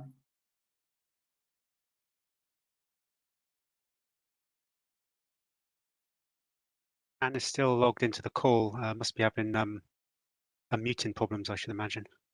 Apologies, convener. I'm not quite sure if you can hear me. My connection, even though I'm in the Civic, seems to have just gone. Can hear you now, Anne. We thought you'd taken early retirement. I may still be, convener, because it's still whirling around here. So apologies in advance, everybody. And if the lights go off, you'll know exactly what has happened. I think somebody has just not put money in the meter in the office that I'm in here. So apologies in advance, convener. In terms of the paper that you have in front of you, it's the ASN paper. Convener, can I just check that that's the one that you've come to? Thank you. I didn't hear the introduction. Apologies there again, everyone. The report which you have in front of you provides all of the members and committee with a further update on progress in implementing the recommendations of the ASN review. Members will be aware without any doubt that the 2019 review had 12 recommendations and the implementation time frame was for 3 years. This update report provides key areas of progress and it signposts the work which is ongoing, and it focuses on strategies just to make sure that all of the 12 recommendations are achieved by that deadline of August 2022. Obviously, I'm very aware of the time and I won't go through the report in detail, but I would like to highlight key aspects which are contained within the report and specifically direct members, if that's okay, to Appendix 2, which provides a summary on a page for you of progress in relation to all of the 12 recommendations linked to the original implementation plan. Now, it's grouped under the original 3 key headings which were used in the review, really just to sort of provide the clarity in terms of the progress that we are making. The message is generally positive, and I'm pleased to report that 8 out of the 12 recommendations have been achieved, and the remaining 4 are on track to be completed by August 2022. Now, what that means is that all of the actions planned to be progressed should have been and will have been achieved by next August. It is important, however, to note, and colleagues have already referenced this throughout the presentations of reports today, that some progress in some of the areas has been impacted by COVID, either directly or indirectly. And I really want to just focus on 3 key areas. The first broad category in relation to improving practice, and it's referenced in section 2.2, highlights the work that Gerard has spoken about in terms of the GRFIC pathway, the empowering clusters model, but also more significantly in terms of an update is the redesign of central process, particularly at the most intensive level. The second area focuses on empowering staff, and that's in section 2.3, particularly in the development of revised training programmes to upskill staff and developing new career pathways. And in particular, I want to reference and highlight the implementation of the new MA programme, linked training opportunities and initiatives which have already started and will continue to be rolled out, with over 190 training opportunities available between now and the end of December. The third area is the area of perhaps greatest focus in terms of the work that we've been bringing through committee, and that is the management of resources. I will highlight that these have not all been achieved as yet, but they are all on track. And there are two key areas in particular that I would like to focus on, and they're noted in section 2.4. The first is the work undertaken to provide our children, our most vulnerable children with additional support needs, with high quality facilities.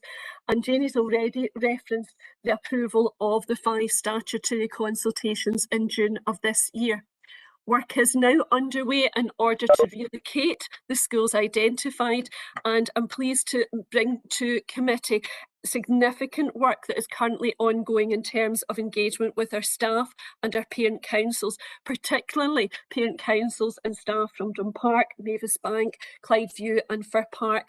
There have been site visits by parent councils and staff, online meetings, and these meetings are scheduled to continue right the way through to March in order to support that absolutely critical transition process. Other point to bring to committee is to make everyone aware that the statutory consultation in relation to Bothwell Park High School, now you'll know that we've gone beyond the original scope. We have a further statutory consultation ongoing. So the consultation concluded last week on the 16th of November. Education Scotland staff worked with the school last week, and we're awaiting the report, which will come back to us on the 24th, believe it or not, of December, ready to go to committee in February. The second key area that is ongoing is in relation to the allocations model. This has now been implemented in our ASN schools, and work is progressing regarding implementation in mainstream and LCSE establishment. And it is important to note that negotiations are currently underway with trade unions in relation to this whole process. As referenced within the report, and I do want to reference it again, the Inclusion Board continues to provide ongoing scrutiny and governance in relation to the implementation plan. And while we are highlighting areas of the plan which have been achieved and that we are on target, I would highlight further that we will continue to monitor all of the improvements in relation to implementation of the 12 recommendations. The report, as you will see, is for endorsing and for noting, and thank you very much. And again, my apologies for the delay in starting the presentation. Thank you, Convener. Thanks very much, Anne, for that report. I see we have Councillors McGowan and Barkley in the chat at this point. Agnes, I'll go to you first. First of all, I must say a long and happy retirement to you, Anne. You're far too young for that. Very, very early retirement, I should think. Anne and I worked together at Calderhead High School, and I came back in after 10 years looking after my family, and I felt like a mum with a briefcase. And Anne welcomed me in, and I learned a lot from Anne. So she's very high in my estimation. So enjoy your retirement, Anne. Absolutely great report. It's great to see the 12 recommendations of the ASN review being covered admirably, and the progress that you've made. It's amazing.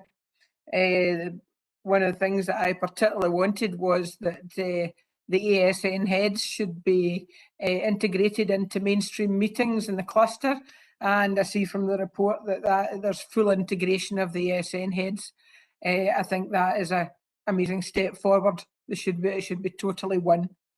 And looking at the closer to home agenda, are there any children still being their needs being met out with the authority, or is everybody in-house and their needs being met in North Lanarkshire now? That's my only question. Thank you.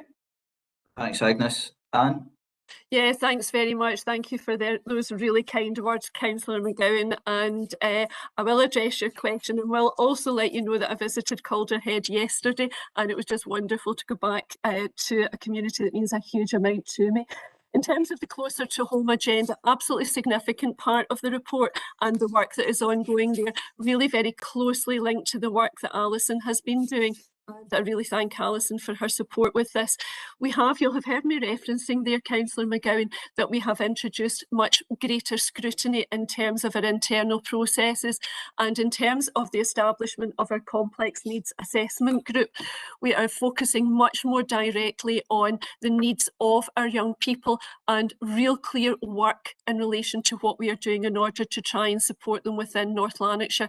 In terms of the last panel meeting that we had, there were no new allocations out with North Lanarkshire Council in terms of that panel. There remain children who are being educated out with North Lanarkshire Council, but we are working very, very closely with the integration and the inclusion team to try and make sure that we have processes in place and provisions, particularly provisions in place to allow more of the youngsters to come back into North Lanarkshire, and certainly the work that Gerard referenced in the last committee in relation to Bothwell Park and the developments of our ASN estate will very much support that, but we will keep a close eye on it. Monitoring and tracking is now a clear part of our processes and making sure that we can be very, very supportive of all of the young people who are coming before any of the assessment panels that we have in place.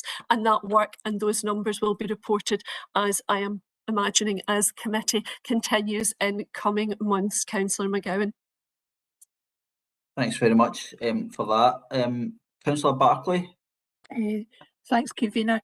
Again, it's just a really, really good report and a positive report. And as we said at committee before, when we started this journey on the ESN review, we had a lot of hope, but not necessarily of how it was going to go. So the amount of work has been done, and again, it's really to note your contribution in this, Anne. That really it's testament to everybody that has put their heart and soul into this, but you most certainly have, and it's really, again, especially your last committee and your last day for it to really be noted that a lot of the work in this has been testament to the work that you've put in, and thank you on that. And I just have I've only got one question really on this, and again, it's about it's good to see about the stakeholder sounding board that's really within this, and it's just to ensure that that's now embedded, that is now seen as business as usual, and it'll go forward. And my last comment in it is kind of following on from Councillor McGowan, is to see that because of the way that it's now working in clusters, the difference that is making to all of the schools and the teachers and the heads within that is really, really good, and it's improving on both across the whole of the school estate. So that's really good. So thanks for that. Thanks very much for that, Claire. Anne, anything you want to say there? Thank you very much, Convener, and again, thank you very much, Councillor Barkley, for such kind words. Very, very much appreciated, and it is very much the work of the team in getting us to this stage, and will continue to be so. I'm actually really glad that you referenced the stakeholder sounding board. I would say that the stakeholder sounding board, the engagement with our parents and carers, and across all parent council forums is absolutely critical, but none more so in this forum, in this particular group. They are very honest, they are very direct, and they are very challenging, as they should be. And I can't see any reason why moving forward that absolute valuable commitment that we have made to the parents and to the carers will not continue and will not remain the foundation of the work that will continue, because being able to go back to them on such a regular, ongoing basis and seek their advice, to listen, but also to be able to explain, and often the explanation, the face-to-face as it were, even although it's virtually at the moment, and in many ways the virtual process has helped because they are able to participate much more easily. But I would really I would want to reassure you that that will remain a genuine commitment, as will the commitment to the clusters. And you heard Gerard talking about it earlier on a number of occasions, the commitment to embedding the cluster work, and our ASN heads within it is going to be absolutely critical. Thanks very much for that. And Derek? I reassure you, Councillor Barkley, I just want to say the ASN stakeholder group is one of the most powerful meetings I'm in. I meet them every month or so. I think we've got a good relationship with them now. They have kept us, I think, right about a few things during the pandemic in terms of the impact of things like, the lockdown on very vulnerable families. They are quite remarkable people, and I think it's a privilege for us to meet them. So I can absolutely assure you, I've got no intention to do anything other than continue that very important work. Thanks very much, Derek and Anne and Claire for the question. Councillor Hogg with a comment. Paddy? Just to say, not only has it been a privilege, but an honour to be part of an education committee with staff of Anne's calibre. I mean, I'm not knocking Derek and Gerard, absolutely top notch, but it's a very sad day when we lose someone of Anne's ability, compassion, and highly professional approach to everything she does. So I salute her for the work she's done. And as colleague said earlier, she's a bit too young to be leaving. Maybe we should call her back as a consultant or something. Enjoy your retirement, Anne. Thanks very much, Paddy. I'm not going to bring Anne in. I think she's going to start greeting if we keep this praise going. No more. I'll bring in Councillor Linden at this point, Jordan. Thanks very much, convener. I mean, don't want to embarrass Anne further, but the first time I met Anne was in her office as a head teacher, not as a pupil, might add, getting into bother. But when I was involved in youth politics, that's when I met Anne. So I've known her for quite some time now. And just to echo everybody's comments, as I've done privately, it is a real shame to see her leave the authority after distinguished service, both as an educator and indeed from a policy perspective. So Anne, on a personal level, thank you for everything you've done, both for me and for the council. In terms of the ESN review convener, I just want to say, I think it's been one of the highlights of my time as a councillor so far, being a part of this review. In a non-partisan environment, just genuinely wanting to deliver for our children and young people. And right across the board. A couple of the highlights from the report have to be recognising the policy reworking, not an easy task, actually, and the engagement with trade unions has been exemplar in that respect on the policy reworking. The resetting and implementation of a new GARFEC pathway that recognises the various needs and levels of support. And just to reiterate the point that Claire Barkley made around stakeholder engagement, particularly with parents. And I actually, before Derek came in, there was lots of praise for Anne, rightly so, but I actually was going to, if for doing praise or whatever you want to call it, recognition. And then Derek has taken a personal role as executive director to be involved in that engagement process direct with parents, to hear lived experience and the challenges that exist, and to have that robust dialogue.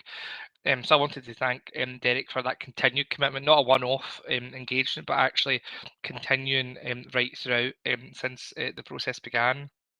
Two things wouldn't be me without asking questions, convener, and hopefully they're easy questions as a last committee section. 2.3.5 of the report reflects on training delivery, quite an extensive suite of training on offer, more clearly aligned. One of the things that the very sensitive areas that the ESN review spoke about was restraint, as you'll appreciate, and we discussed the need to deliver a universal approach to restraint training and policy for the local authority. And I just wondered how that had progressed in terms of that universal implementation, training and support, because it was a big task and it wasn't one that's going to be achieved overnight. And then secondly, and sort of looking to the future, convener, which is really important, I think, because we've placed this at the heart of our agenda. Section 2.5 in particular reflects on the future in terms of the ESN review being realised by August 2022. Beyond that, of course, we'll be looking to see how are we going to continue to monitor, how are we going to continue to report, and crucially, how are we going to continue to improve on an ongoing basis of review and reflection to deliver policy and enhanced approaches to ESN provision. Now when the review is completed, something that's really important for all of us as we move forward. Thanks, convener, for your indulgence.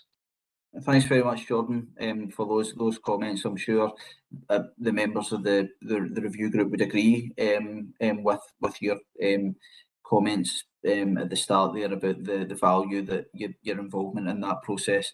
I'll bring Anne in on the questions that you raised there. Anne?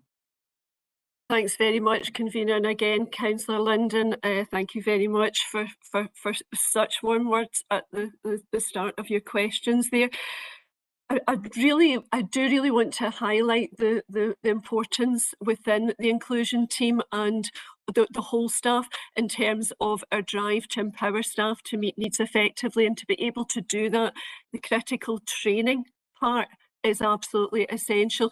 A needs-based training analysis was conducted, and as you know, much of the training, in fact, the training was paused during the COVID, the period where we weren't able to do the kind of direct training involvement. So since September, there's been a considerable amount of work has been done this year. And again, just to sort of highlight what those training opportunities have been. As you know, we now have 24 modern apprentices, and we are making sure that all of them have received training at this particular stage. Now, the focus is very much in the early days with our modern apprentices on moving and handling, and with our staff rolling that out right across all of our staff as well. But we are currently in the process of the recertification of our colleagues in promoting positive behaviour, which was exactly the policy that you referenced there. That began in October, and that will be completed in November of this year in terms of the 10 recertification, 10 pieces of recertification that we needed. We're working very closely with our social work colleagues at the moment, and we have the plan to roll out a 4-day training programme. Obviously, that in itself is very staff intensive. And if you can imagine, you're taking staff away for 4 days is something that we really need to be working towards. But we are working towards this, and we are looking at this to be undertaken and to be recertified in PBB over a period of time running up until spring of next year. We are looking at work in relation to social work and inclusion team in creating an integrated service for PPB training. So that's already been started, and that engagement is there, and that will be absolutely critical to ensure the capacity for training requirements right across the service in terms of education and families. We're reviewing our training needs analysis. It was done prior to COVID. We're doing it again, and we have a member of the team on the local governance group for PPB, which has already been established, and they meet quarterly as per the service agreement. So we're looking at that very, very closely just now. So training is a key focus for us, and we're really pleased to be able to report that. We weren't able to do that in February. In terms of the other aspect that you spoke about, I mentioned it probably just far too briefly at the end there.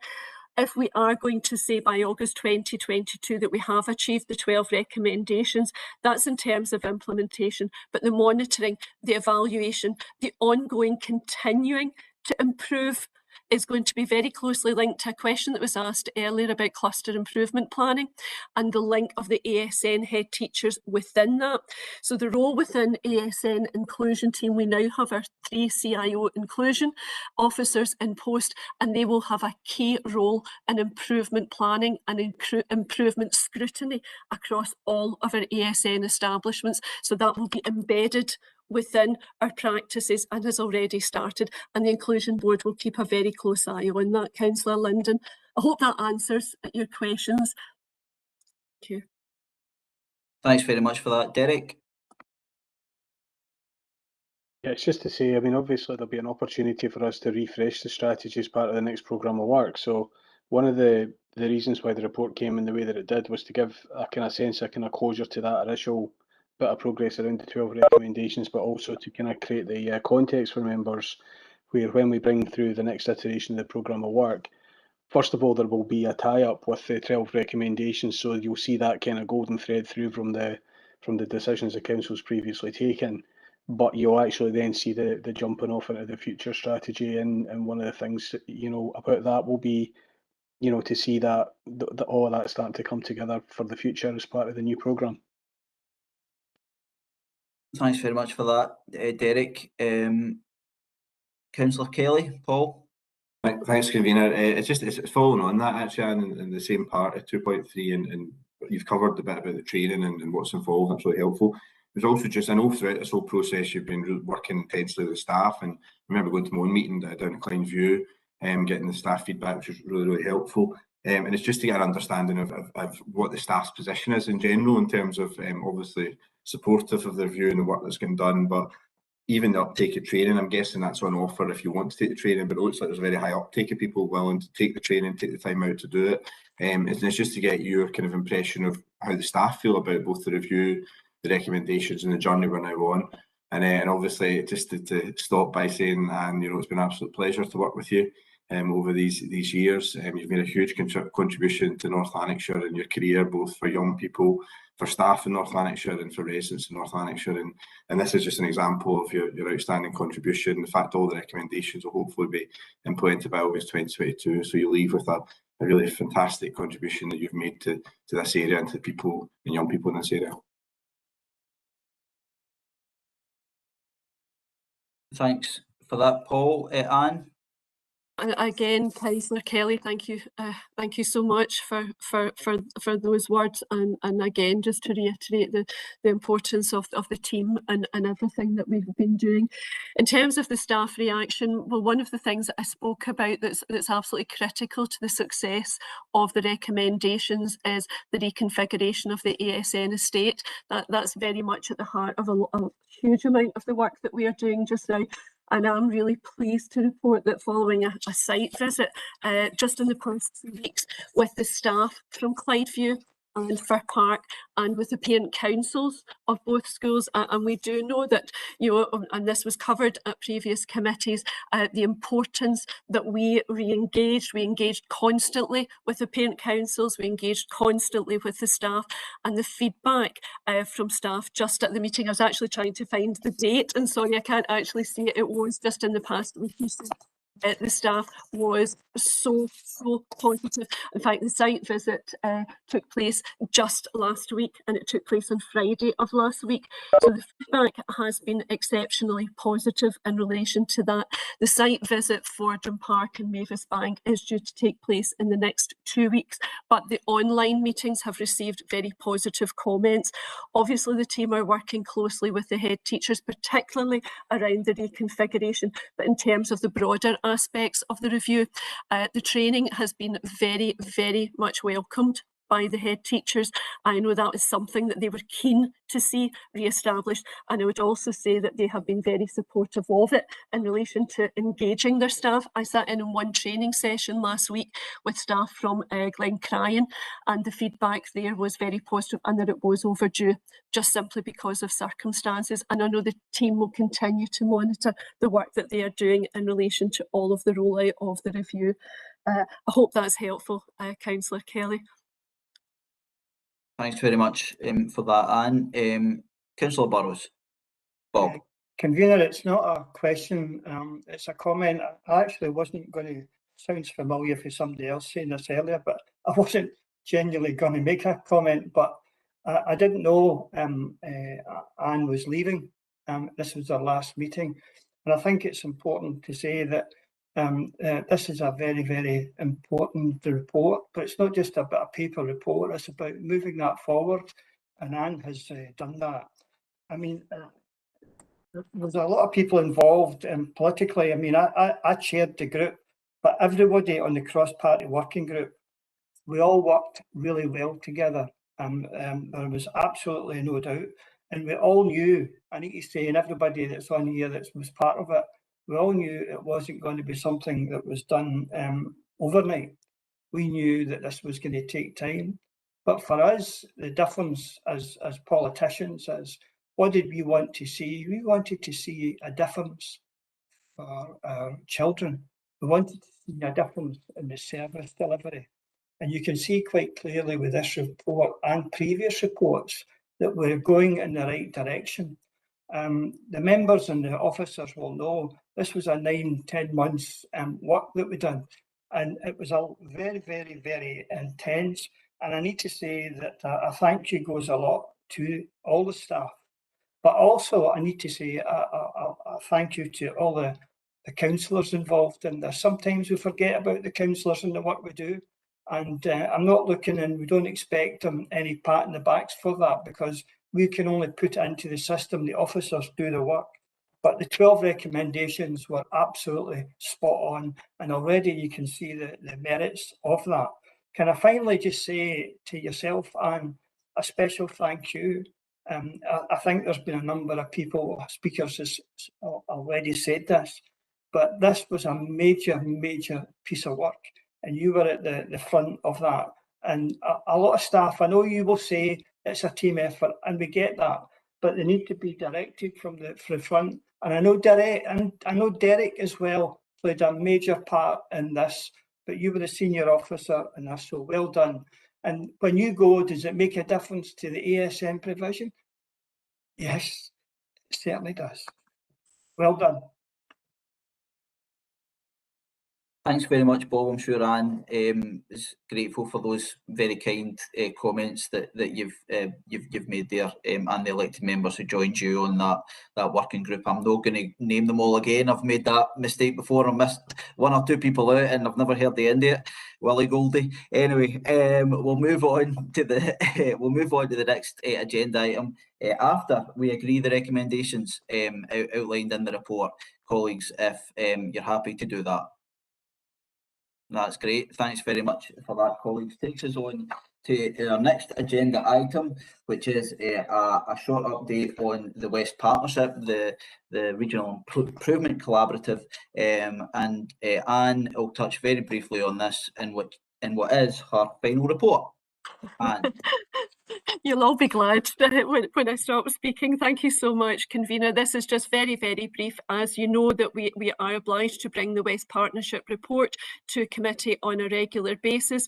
You have the report in front of you, and the report provides committee with information relating to the 2021-22 improvement plan and to the evaluation report of the 2020-21 improvement plan.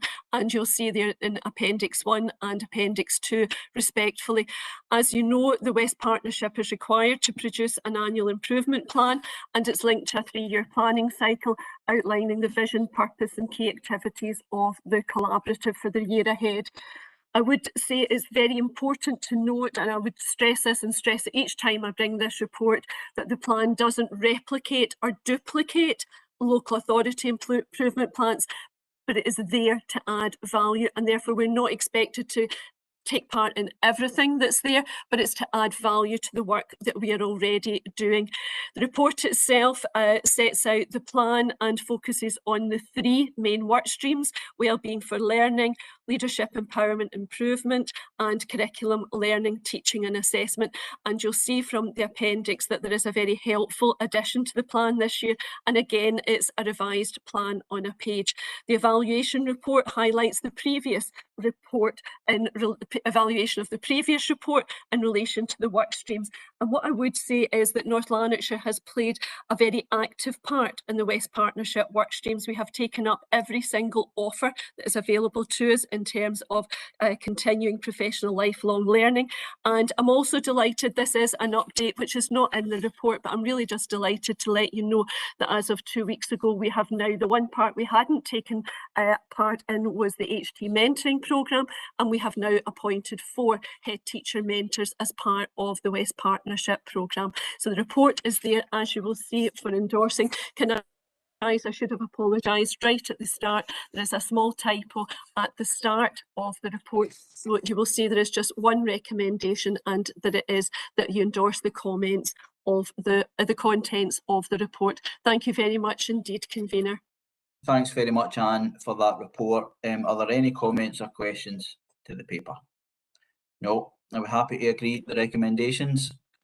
Thank you very much, colleagues, for that. Thank you, Anne, for the reports. Moving on to agenda item number 11, which is the education reform consultation response. Obviously a very important piece of work in relation to the national work that's taking place for Kenmure. I'll pass over to Derek to take us through the submission as proposed. Derek, over to yourself. Yeah, thanks, Chair.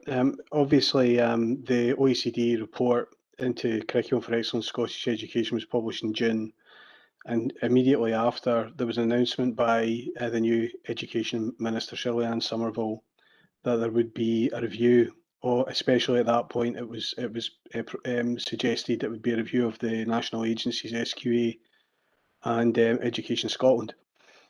The actual terms of the review that came forward in September were much wider and seemed to follow the broad thrust of the OECD report, which was quite a comprehensive report and took us into all sorts of different aspects of governance, policy, practice in Scottish education.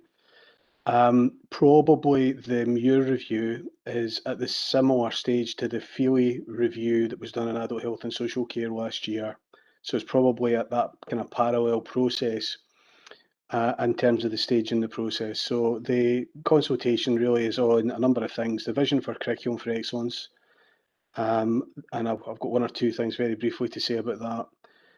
Curricular alignment in Scotland, due to some of the flaws in the Scottish system that OECD found, the role of the national agencies, and a wider concern around governance and how decisions are taken, and ultimately how Scotland's curriculum is shaped going forward. And in light of that, obviously that takes you into some of the territory about who's responsible for what, how the money works in Scottish education becomes an aspect to that. So the summary of the issues in section 2.5 is probably just where I'll leave it. OECD recognises that Curriculum for Excellence, a vision of it, has worked its way into the hearts and minds of stakeholders, but questions whether the fundamentals underpinning that are really secure in the minds of people in Scottish education. And in particular, OECD say Scotland needs a clear construct around knowledge underpinning its curriculum. So I think that's worthwhile saying. OECD is clear that the Scottish system is not fragmented, but it does note significant flaws. And that's to do mainly with curricular alignment between the broad general education and the senior phase. Now, we've tested our narrative with head teachers, with trade union colleagues, with our central officer teams, and indeed we've talked to the young people about this curricular misalignment. And I think what you've really got in the report is a report that sums up the collective understanding and perspectives of that, all those different groups of stakeholders. Very interesting to hear what the young people had to say about it, in particular in one of our youth forums. We do think that there are potential improvements that can be made to the system, and through the actual report we suggest a number of them. Simplifying some of the curricular descriptors at different levels for Curriculum for Excellence, moving away from the atomised experiences and outcomes, and a greater alignment to economic planning in Scotland through the senior phase, more constructive approach to the examinable element of national qualifications. We heard earlier from Janie in the Standards and Quality report about how a number of our young people last year were able to demonstrate their attainment in different ways that may have maybe not necessarily been able to do so had they had to sit in an exam hall. And it may well be the case that actually the senior phase is the bit that's out of line with the rest of the system. If you think about the accumulation of assessment on an ongoing basis in universities and in the BGE, it's the senior phase that's more high stakes in the middle that's out of line. There's a specific issue about SQA as a regulator. We do say there's an opportunity to make a move away from high stakes grades related inspection processes, because that's one of the things the document asks us for our view on, and we believe that it might be better to go down the Welsh model that's emerging around more of a formative process than a summative process. And obviously we know, because there's been various Audit Scotland reports, so you could cite the example of various Audit Scotland reports from 2019 onwards that look back at the last 10 years of local government funding, with the floors being cut and more of the funding's gone in around some of the direct grants for PEF, for example. And of course, we also had to take a report through audit and scrutiny recently, which basically was from Audit Scotland saying that in terms of bang for buck, that maybe hadn't had the biggest impact on Scottish education that it might, so therefore it becomes an issue of governance and it becomes an issue about decision making and who's responsible. And I think basically the involvement of ADES and COSLA in decision making would probably be something that the officers of the council would recommend. In terms of just making sure there is a really good engagement between Scottish Government and local government to drive forward the next iteration change. And then in terms of one of the most, and we've finished with this point, one of the most powerful bits of the OECD report, and one of the things I think could be most helpful to Scottish Government, is if they were able to find a way to commit to a longer term plan for CFE that could actually help the discussion with stakeholders be shaped over a longer period of time. This was something OECD recommends. It's something the officers support and would recommend as well. And I think that would probably help with some of the noise in the system around kind of periodic changes, and also the importance of building in contingency in light of the fact we might have future episodes such as pandemics in the future. Moreover, to tackle and make a real impact on the equity agenda which the government's committed to as part of its first 100 days, and to see the kind of greater alignment of policy and practice nationally through education and other routes as well in the round. So they were the summary points we ended up making, having considered everything with our stakeholders, and obviously it's for members to endorse today in the report. So we are simply saying, in terms of recommendations for today, to note the report and endorse the proposed response to the consultation on education reform under Ken Muir. So thank you very much, Chair. Thanks very much, Derek, for that report. A couple of questions in the chat at the minute. Councillor McGowan, Agnes, you're first. For once, I'll go second, Frank, because I want to move an amendment. So I'll let Tom go first and then I'll move the amendment, if that's okay. Okay, that's fine, Agnes. Tom?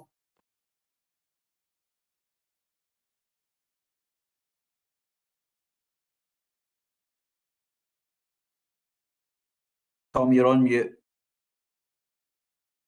That was the best bit of my talk there, just gone.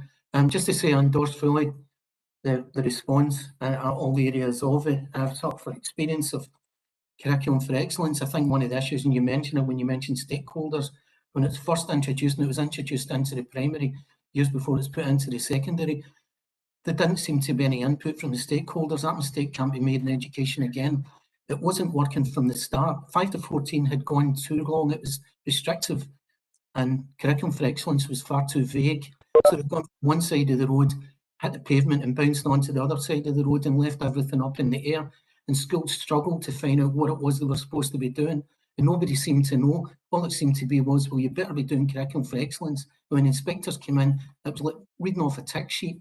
If you could speak the language of curriculum for excellence, you were absolutely fine. If you couldn't speak that language, but there's no criticism was allowed. And that's particularly this bit, the role of knowledge. I thought that disappeared in an aspect. It became cross-curricular, topic-based, and it seemed to lose that idea of the role of knowledge within the education system. And just to say that there has to be any changes now, have to accept feedback from all the stakeholders and accept that. And if there's a criticism there, the people who've created the system have to accept that the criticism is well meant and not just brush it aside and pretend, as happened, as was pointed out 3 years down the line. Secondary schools were told how absolutely wonderful curriculum for excellence wasn't, when it was clear to anyone who looked at it closely that it was failing right from the start, and it needed major changes, which has taken, what, 17 years now to appreciate the mistakes that were made. Thanks very much, Tom, for those comments. I don't think there were any questions there. I think that, but I think those comments have been noted. So thanks for that. Councillor McGowan has an amendment. So you have to move.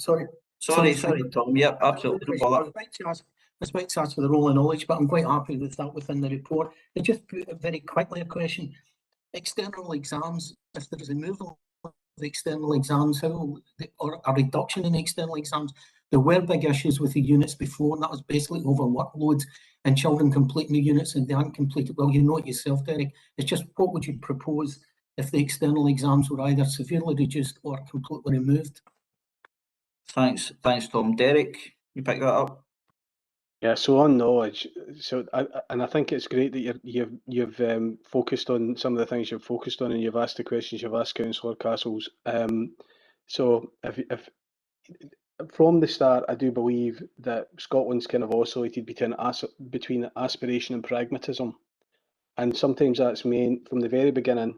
And I'm going all the way back to 2004 as well with you, Councillor Castles. That means that some of the decision making, looking back on it, wasn't necessarily coherent with a vision. I think that's the issue. So if people can allow me to be slightly flippant, 17 years of heart have never stopped me dreaming, if I can put it that way. I would still hope that we could make it better. And I suppose on the knowledge, but the thing about that for me is OECD in its report made a number of recommendations as to how we might approach knowledge in a very clear way that could be helpful to practitioners and could underpin a really strengthened Scottish curriculum, and that's really exciting. So that's a very positive thing to come out of OECD. So we end up saying that back in the response. And on the exam piece, so it was said to me by an incoming acting education manager the other day when I asked her in an interview, it was said to me, the thing that's out of line is the senior phase. If your children go to university and do continual assessment, the exam ability element is lower in terms of quantity and value, proportionately. So therefore it's less high stakes. As there is a checker, you need to do exams, but it's not the whole thing. And likewise in the broad general education up to 15, similarly assessments, lower stakes with a few assessments in there that validate, which seem to me right and proper. But we're at the moment in a situation where 60 to 70% of children's examinations in the senior phase, young people's examinations in the senior phase, high stakes exams will determine their future. So we in the report have suggested 30%. There was a bit of a challenge from a few of our head teachers who said, why don't we just say we should go to 0% for examinations? We did actually think about that, and we do think Scotland should look at that longer term. But the recommendation we're making, having discussed it as senior officers, myself and Jeannie in particular, with a group of head teachers, was we would say 30% should be the maximum, and that would be that's quite a strong recommendation for this council to make to Scottish Government, a very positive endorsement of the things that could be done to make a change to the young people. I promise you now, Councillor Castles, it was said to me by head teachers in your ward that it would be massive for the attainment of young people if we had a lower stakes examination, such as was the alternative certification model last year. There are young people in areas of disadvantage, deprivation in North Lanarkshire who will do better by a system of low stakes examination.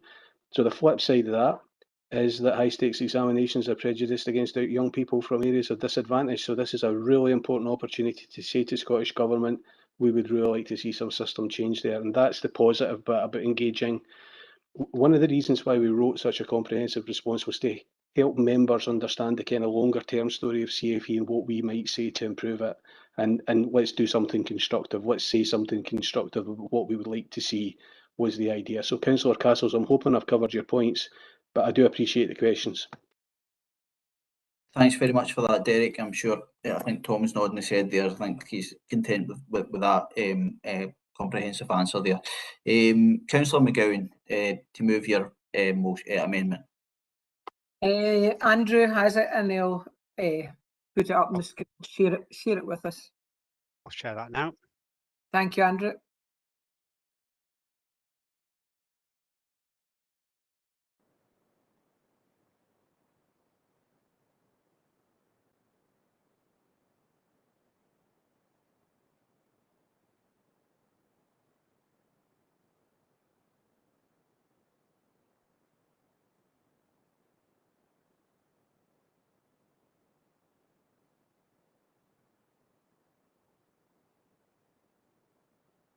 Okay, Agnes, I think members have the chance to look at that if you want to speak to your amendment.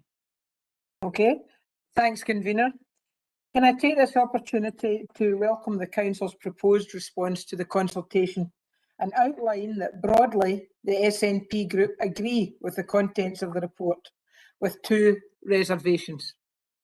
Indeed, the narrative outlined in the report is much in line with the views of the Scottish Government. who have accepted in full all 12 recommendations in the Organisation for Economic Cooperation and Development Organisation report, and has, as we know, published how it intends to take them forward. Indeed, in terms of education reform, the Cabinet Secretary for Education, Shirley Ann Somerville, has taken action already and has recently announced the Scottish Education Council will be reconvened. The Council will have a refreshed membership, including young people, and a renewed purpose to support the delivery of the OECD's recommendations.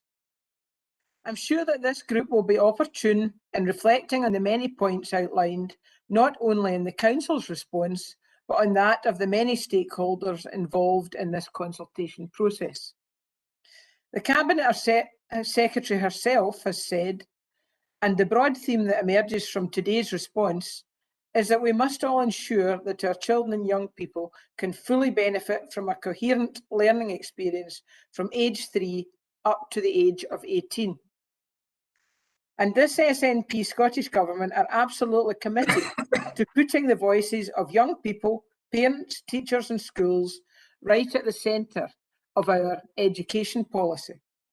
So all of the changes that are being made will be guided by the central principle that they improve the experiences and outcomes of children and young people in Scotland's education system.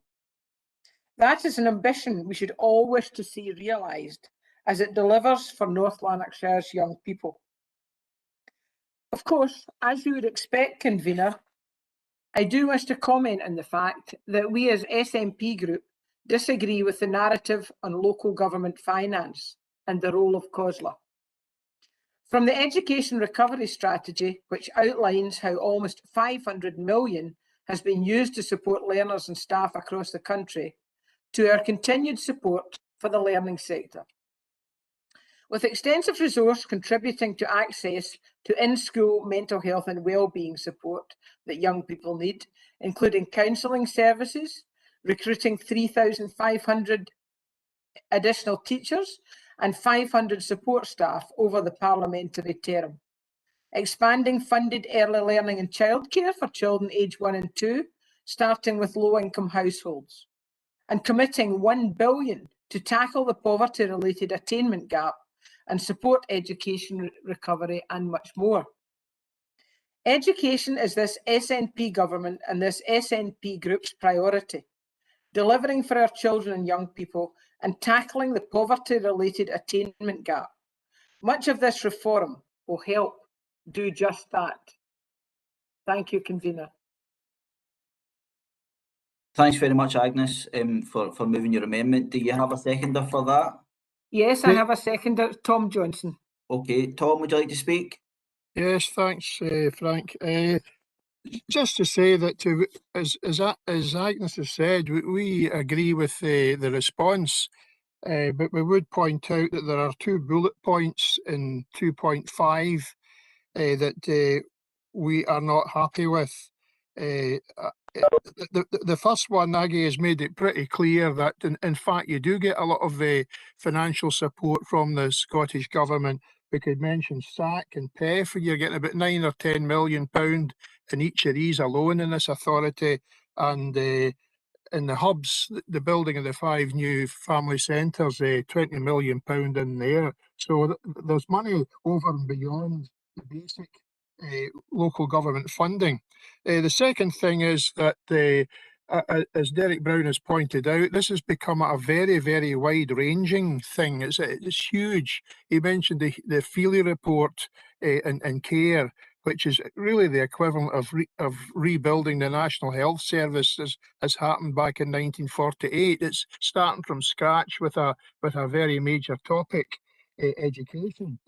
So with that in the background, to specifically say that we need a strong COSLA input is premature. It may well be that will be the case as the Scottish Government finally, from all these consultations, comes out with proposals. It's very early days yet, and we would have reservations on pointing to specifically key decision making in COSLA. It's very, very early for that. So at this stage we would say yes, we accept the consultation, but two reservations. The one on finance, very, very contestable, and the one on COSLA, very early days in what is a huge national start from scratch operation, it would appear. Thanks. Thanks very much, Tom, for that. Councillor Kelly is in the chat. Paul? Thank you, convener. And a few comments. I mean, I think this is again what we're seeing here, and we should be shouting from the rooftops about it.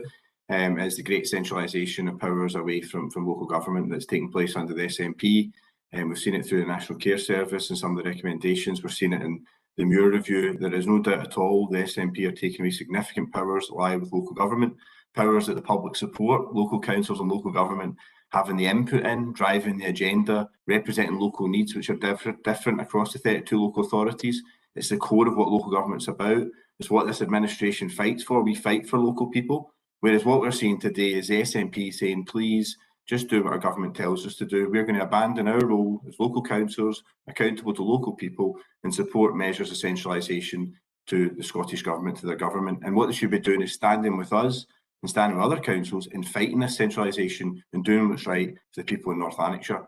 And I think it's exceptional, your amendment. You're basically saying, we're not happy with you mentioning cuts to local government. That's facts, and I'm not sure if some of the SNP group colleagues were not paying full attention during maths at school. This is absolute facts. This is basic economics. You've cut over £300 million from this council in recent years. Every year you accept the budget figures that are given by officers that show cuts to this council. Cuts have a devastating impact in areas like education. Yes, you can have a PEF and you can have the attainment, but it doesn't do anything to stop the impact of cuts that are far more significant to this council. And it's absolutely important we leave in that point when feeding back to the Scottish Government. And the other part about COSLA and the role of ADES. So what you're saying is, look, don't give councillors the role in this, don't give them a say, don't allow them to have a voice. That's what COSLA's about. SNP councils go there, support it, because it's councils taking on the Scottish Government. And thankfully, privately, some SNP councils do want to stand up against your government and realise things like National Care Review and the Muir Review are not things that should be taking place. What Derek has produced is a very fair, factual document that we should fully support, and we should take a stand against the cuts. And go back to Tom's point, you're talking about PEF, you're talking about attainment. Well, you'll see, Tom, in the papers today, they're saying quite clearly that they're going to cease the challenge schools funding, will cease and be tapered. So deprived areas like ours are going to lose out because of your government. They're taking that money away on top of the cuts. And also, I'm just finding a document I just saw earlier from TESS, who are saying there's going to be plans for a £25.2 million reduction to the Scottish Attainment Challenge. The Scottish Government are allegedly going to go forward with this. So all these commitments are in the background of significant cuts coming to education, a centralisation of education powers across local government. You should remove your amendment. You should stand with your local council and local residents in fighting this. Thank you, convener. Thanks very much, Paul. Councillor London is next. Jordan? Thanks very much, convener. Just to briefly comment and correct Councillor Kelly, I think it's important that we're accurate when we're in the chamber. I think he's just said that the intention of the SNP Scottish Government is to cease the attainment challenge. That's just simply not the case. The tapering absolutely is the case, but what he forgets to mention there is that that's because we're delivering the attainment challenge to all 32 local authorities across Scotland and not just the 9 who currently benefit, extending that much needed resource to every local authority in Scotland to help tackle the attainment challenge. So it is important that we're accurate in these things, Councillor Kelly. To those who are listening at home, it sounded like you were implying that that was coming to an end. In fact, it's an expansion of the Scottish Attainment Challenge to deliver for every local authority in Scotland. Quite contrary to what you've just said in terms of us not empowering local authorities, actually delivering much needed resource to all. I'll cease though, convener, because I think Councillor Kelly's making a point of order. Councillor Kelly, point of order. Just to repeat what I said, I think for absolute clarity is my understanding from reading the papers, which is disappointing to read in the papers, is the challenge schools funding will cease. That's what I said. Thank you.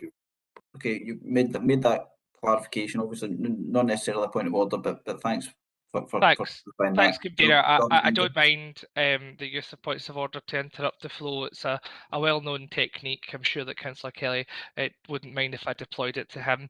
I do have to say, Convener, I am somewhat perplexed at hearing Councillor Kelly, who leads or co-leads an administration here in North Lanarkshire using phrases that we fight for local people, where, you know, presiding over reductions and policies where they're trying to remove services for local people. I also listened intently where he mentioned that certain choices we should be taking. One of the things that Councillor Kelly and indeed colleagues generally never answer is where the alternative resource is coming from, you know, in terms of plugging these gaps. That's a question that's never answered. And then I noticed that no response was given to any of the articulation from Councillor McGowan or Councillor Johnson on the significant record on education in North Lanarkshire. It was, you know, you can have your PEF, you can have your SAC, you know, just there's, you know, throwing away millions of pounds as if it was nothing. In actual fact, it's having a profound impact on young people's lives here in North Lanarkshire, and it's just cast away as nothing. You know, the record of education is one that we can be proud of, not only here in North Lanarkshire but right across Scotland. And to hear colleagues just dismiss initiatives that invest in local people is really disappointing. Perhaps Councillor Kelly might want to reflect on his tone moving forward. Okay, thanks very much for that, Jordan. I don't see any other comments in the chat. I'm going to be moving the report. I think it is clear that we want to put forward and express what is a fact. It is a fact that council budgets, core council budgets, have been cut over a prolonged period of time. The Audit Scotland, the Accounts Commission, the Scottish Parliament Information Centre have all highlighted the disproportionate cuts that have been passed to local government over the course of more than a decade now. In North Lanarkshire, that comes in at more than £300 million. And I think the challenge that opposition members have, and I've heard this argument before around, you know, we are creating different programmes, we have you know, targeted interventions, and that is welcome. You know, I don't think anyone is sitting here and saying that we do that North Lanarkshire Council does not welcome SAC and PEF, but the reality is that cuts to core council budgets result in cuts to core school budgets, and the challenge then is that additionality is diluted because, and the impact is diluted because of the cuts to core school budgets that have an impact on the ground. So I just don't buy that argument. It's not additional if on one hand you're cutting £300 million from the council, which is resulting in cuts to core school budgets, and that is a fact, and you need to get your heads around that, frankly. In terms of never asking where the money's coming from, I've done it at least on 2 or 3 occasions at the budget. It's about taxation. The Scottish Government are delighted to say that we are the lowest taxed part of the UK, but the reality is you have to look at using the tax varying powers that the Scottish Parliament has to ask those at the top to pay a wee bit more, and you've failed to do that in an effective enough manner that will bring about that additional resource that can be put into frontline education services. So I think the government need to reflect on that when moving forward. But and in terms of your comment around ADES and COSLA, COSLA is the umbrella organisation for local government. I don't know why anyone would not want COSLA to have a role in a stronger role in making decisions at a national level, and you know, having a higher level of partnership working between government and COSLA. And in terms of ADES is made up of the directors of education who are leading from an officer point of view education services, in this case education and family services on the ground in council areas, in communities, and I don't understand why anyone would not want ADES to have and the directors of education to have a greater input into decision making of civil servants and ministers, and then that obviously coming back to councils and council chambers. So I'm going to move the report as is presented, and I'm looking for a seconder. Second, you can. Oh, sorry. On you go, Paul. On you go. I'll second you, convener. Thank you. Thanks very much, Paul. Andrew, there's a motion and amendment, so we'll move to the vote now. Over to yourself. Just for clarity, there is an opportunity for summing up. I don't know if members wanted to sum up or go straight to the vote. Agnes, you want to sum up? I'll just sum up briefly. I think our amendment has been misunderstood. That we do endorse the report, and we just want our reservations recorded. I'd just like to sum up very briefly to make it clear that the purpose of the amendment is to ensure that the SNP group's reservations are noted on the references to local government funding and the role of COSLA. Apart from that, we endorse the report, and I recommend that we vote for the amendment. Thanks very much, Agnes. And I suppose in summing up from myself, I would simply say that, and not to go over anything I've said before, but I think that the cuts to local government that have been experienced over more than a decade now are clear for everyone to see, and I'll leave it at that. Thank you, convener. If you're okay, we'll move to the vote. As always, I'll call members' name out in turn. A number of members have been in and out of the meeting or the virtual chamber, so some members may not be here. So if you can indicate either motion by Councillor McNally, amendment by Councillor McGowan, or if you wish to abstain. Councillor Barkley. Amendment. Councillor Brannan McVeigh. Motion. Councillor Burgess. Amendment. Councillor Burrows. Motion. Councillor Campbell. Motion. Councillor Carragher. Amendment. Councillor Castles. Motion. Councillor Douglas. Motion. Councillor Feeney. Think may not be here anymore. Councillor Fotheringham. Amendment. Councillor Goldie. Amendment. Councillor Hogg. I think I saw might have dropped off. Councillor Tom Johnson. Amendment. Councillor Jones. Motion. Councillor Paul Kelly. Motion. Councillor Larson.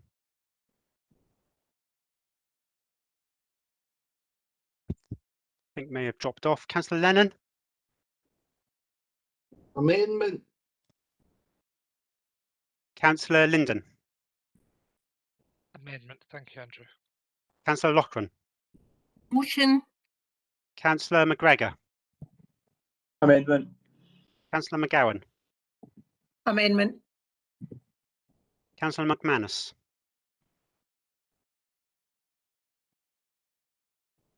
Nope. Councillor McNally. Motion. Councillor McPake. Motion. Councillor McVeigh. Motion. Councillor Mooney. Motion. Councillor Quigley. Motion. Councillor Shevlin. No. Councillor Stephen. Amendment. Councillor Stubbs. Amendment. Councillor Watson. Motion.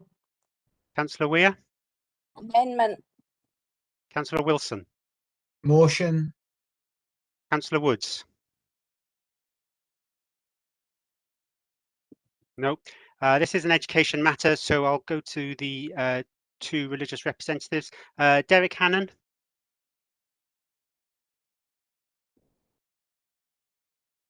No. Graham Patterson. Motion. Thank you. So the amendment has attracted 13 votes, the motion 16 with no abstentions, so the motion is carried. Thank you very much, colleagues. Takes us on to our next agenda item, which is keeping the promise. Can Care Foundation and the aftercare development paper. Alison Gordon is here this afternoon to touch on the main points within this report, and I'll ask Alison to do that at this point. Okay, thanks, convener. The report provides an update on improvement activity undertaken in relation to the Care Foundation of Keeping the Promise, and in particular in relation to aftercare support. In providing this update, it also addresses some of the recommendations that were received by members last September following the review of our intensive services.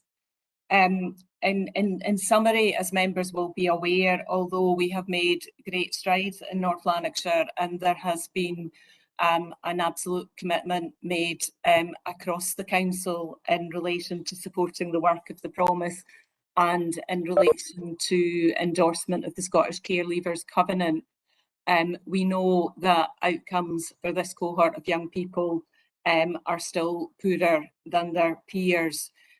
We have made progress. We have raised the age that young people in general in North Lanarkshire are leaving care, but engagement with young people still clearly says, as reflected in the report, that they do not always experience the support that they receive on leaving care as coordinated as they would want it to do, and those who drop out of services and need to reconnect at points of crisis in their lives sometimes haven't found our services as responsive as they would want.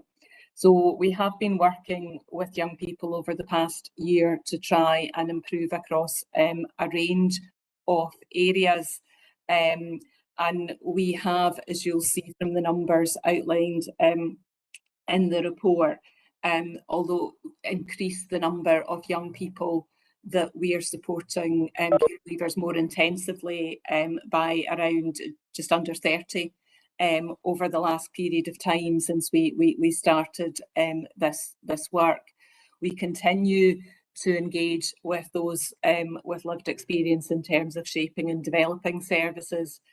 And the second section of the report really talks about improvements that we have been making both in relation to individual support, but also in developing a hub based in our intensive services, which is really there as a single point of contact to support young people who may need to return to us at points of crisis.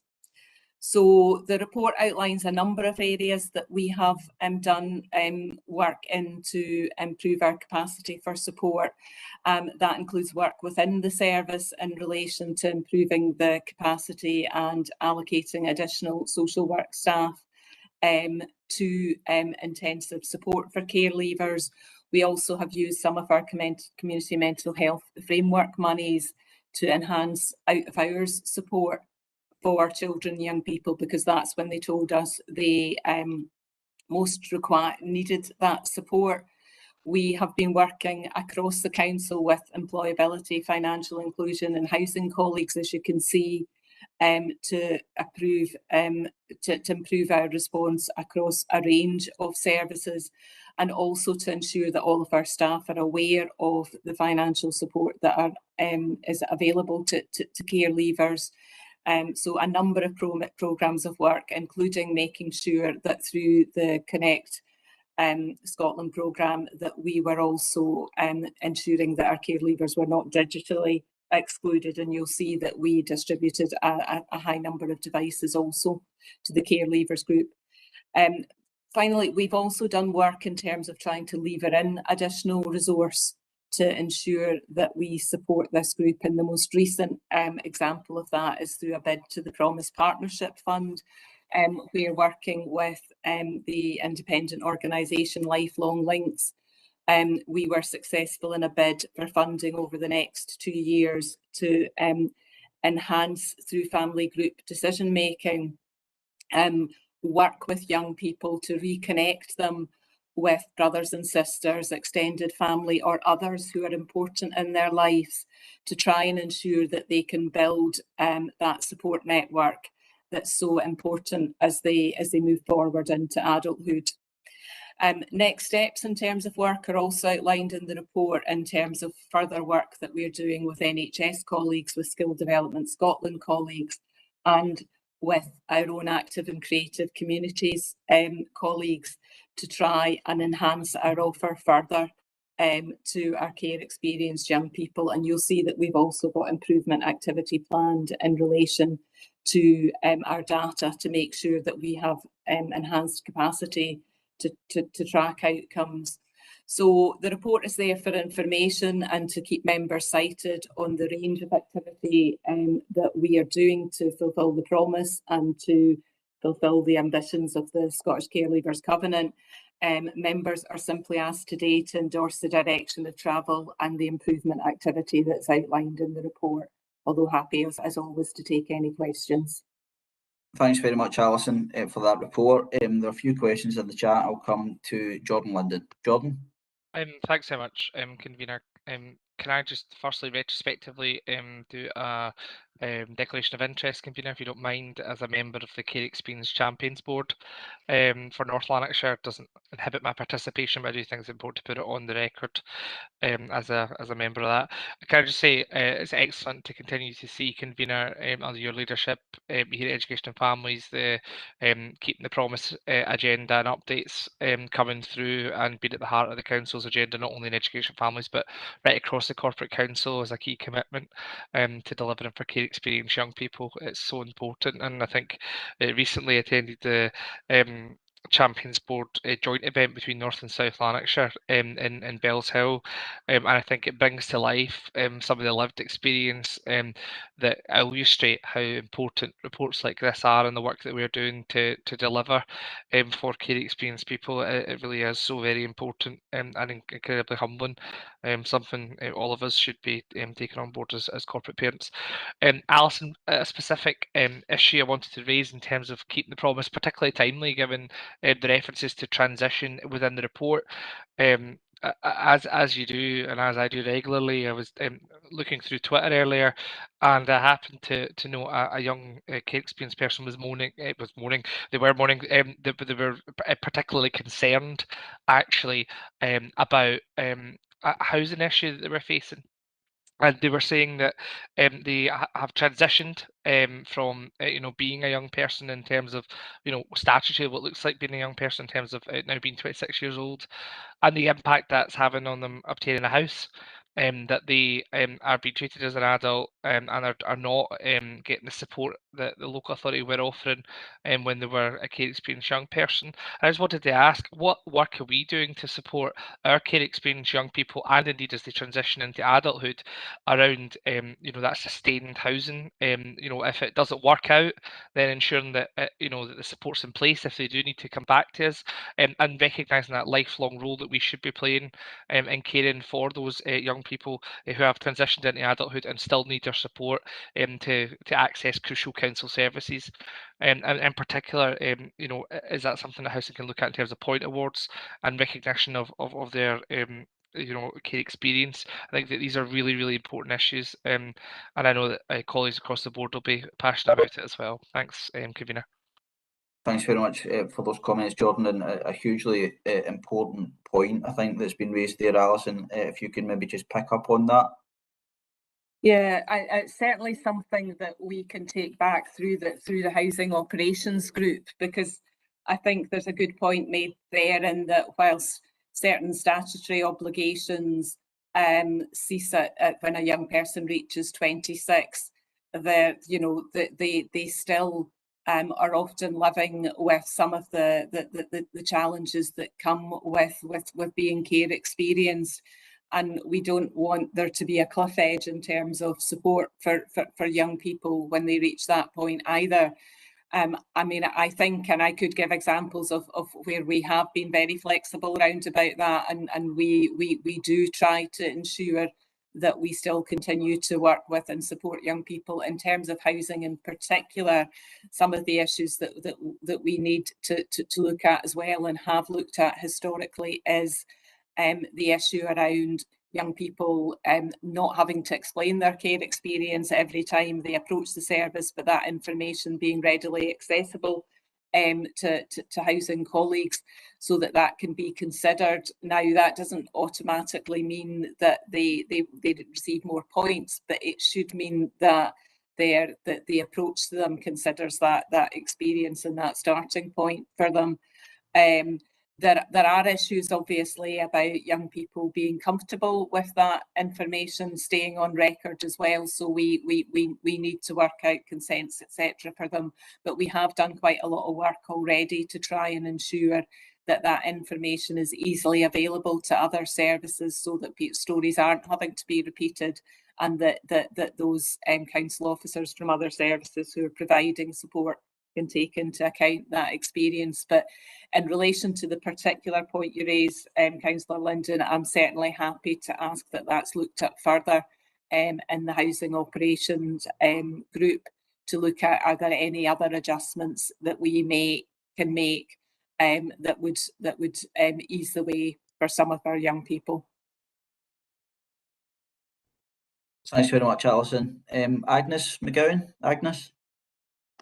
I'm disappointed to hear that there was a problem with housing, because I don't have a question, but I was just going to praise the development of the hubs, where all services are in the same place. The young people can come and, they get it says that the services of a housing operations group, services of the financial inclusion team, who are amazing, provision of a bursary, lifelong links, and links with active and creative communities, all in the hub. And I think that is a tremendous step forward, that the young people don't have to go and find these services in all different buildings with all different methodologies of how to connect.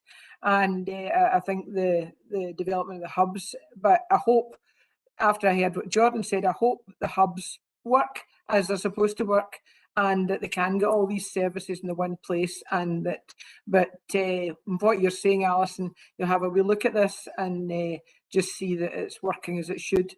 But I think the developments of the hubs are a tremendous step forward. Thanks very much for those comments, Agnes. Tom Castles. Tom?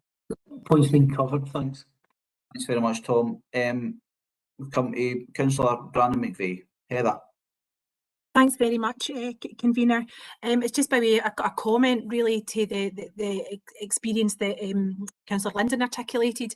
I've met with the 4 local care experience champions, and we have highlighted some issues. I know that the service is actively involved in the champions board, and I have certainly said that my door is open if there's anything that we can do. So delighted that Alison has made that commitment to connect with operations, and if there's anything that I can do to assist in that process, I'll be more than happy to be involved. Thanks very much for those comments, Heather. I see no further comments in the chat or questions. Are we happy to agree the report?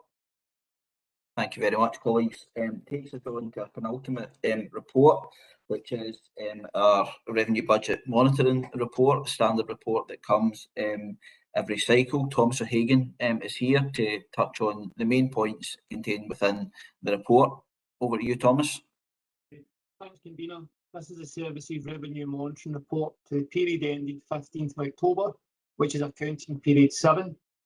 The service continues to operate in the midst of significant COVID activity to a value of £24 million, and this information is summarised in Appendix 6.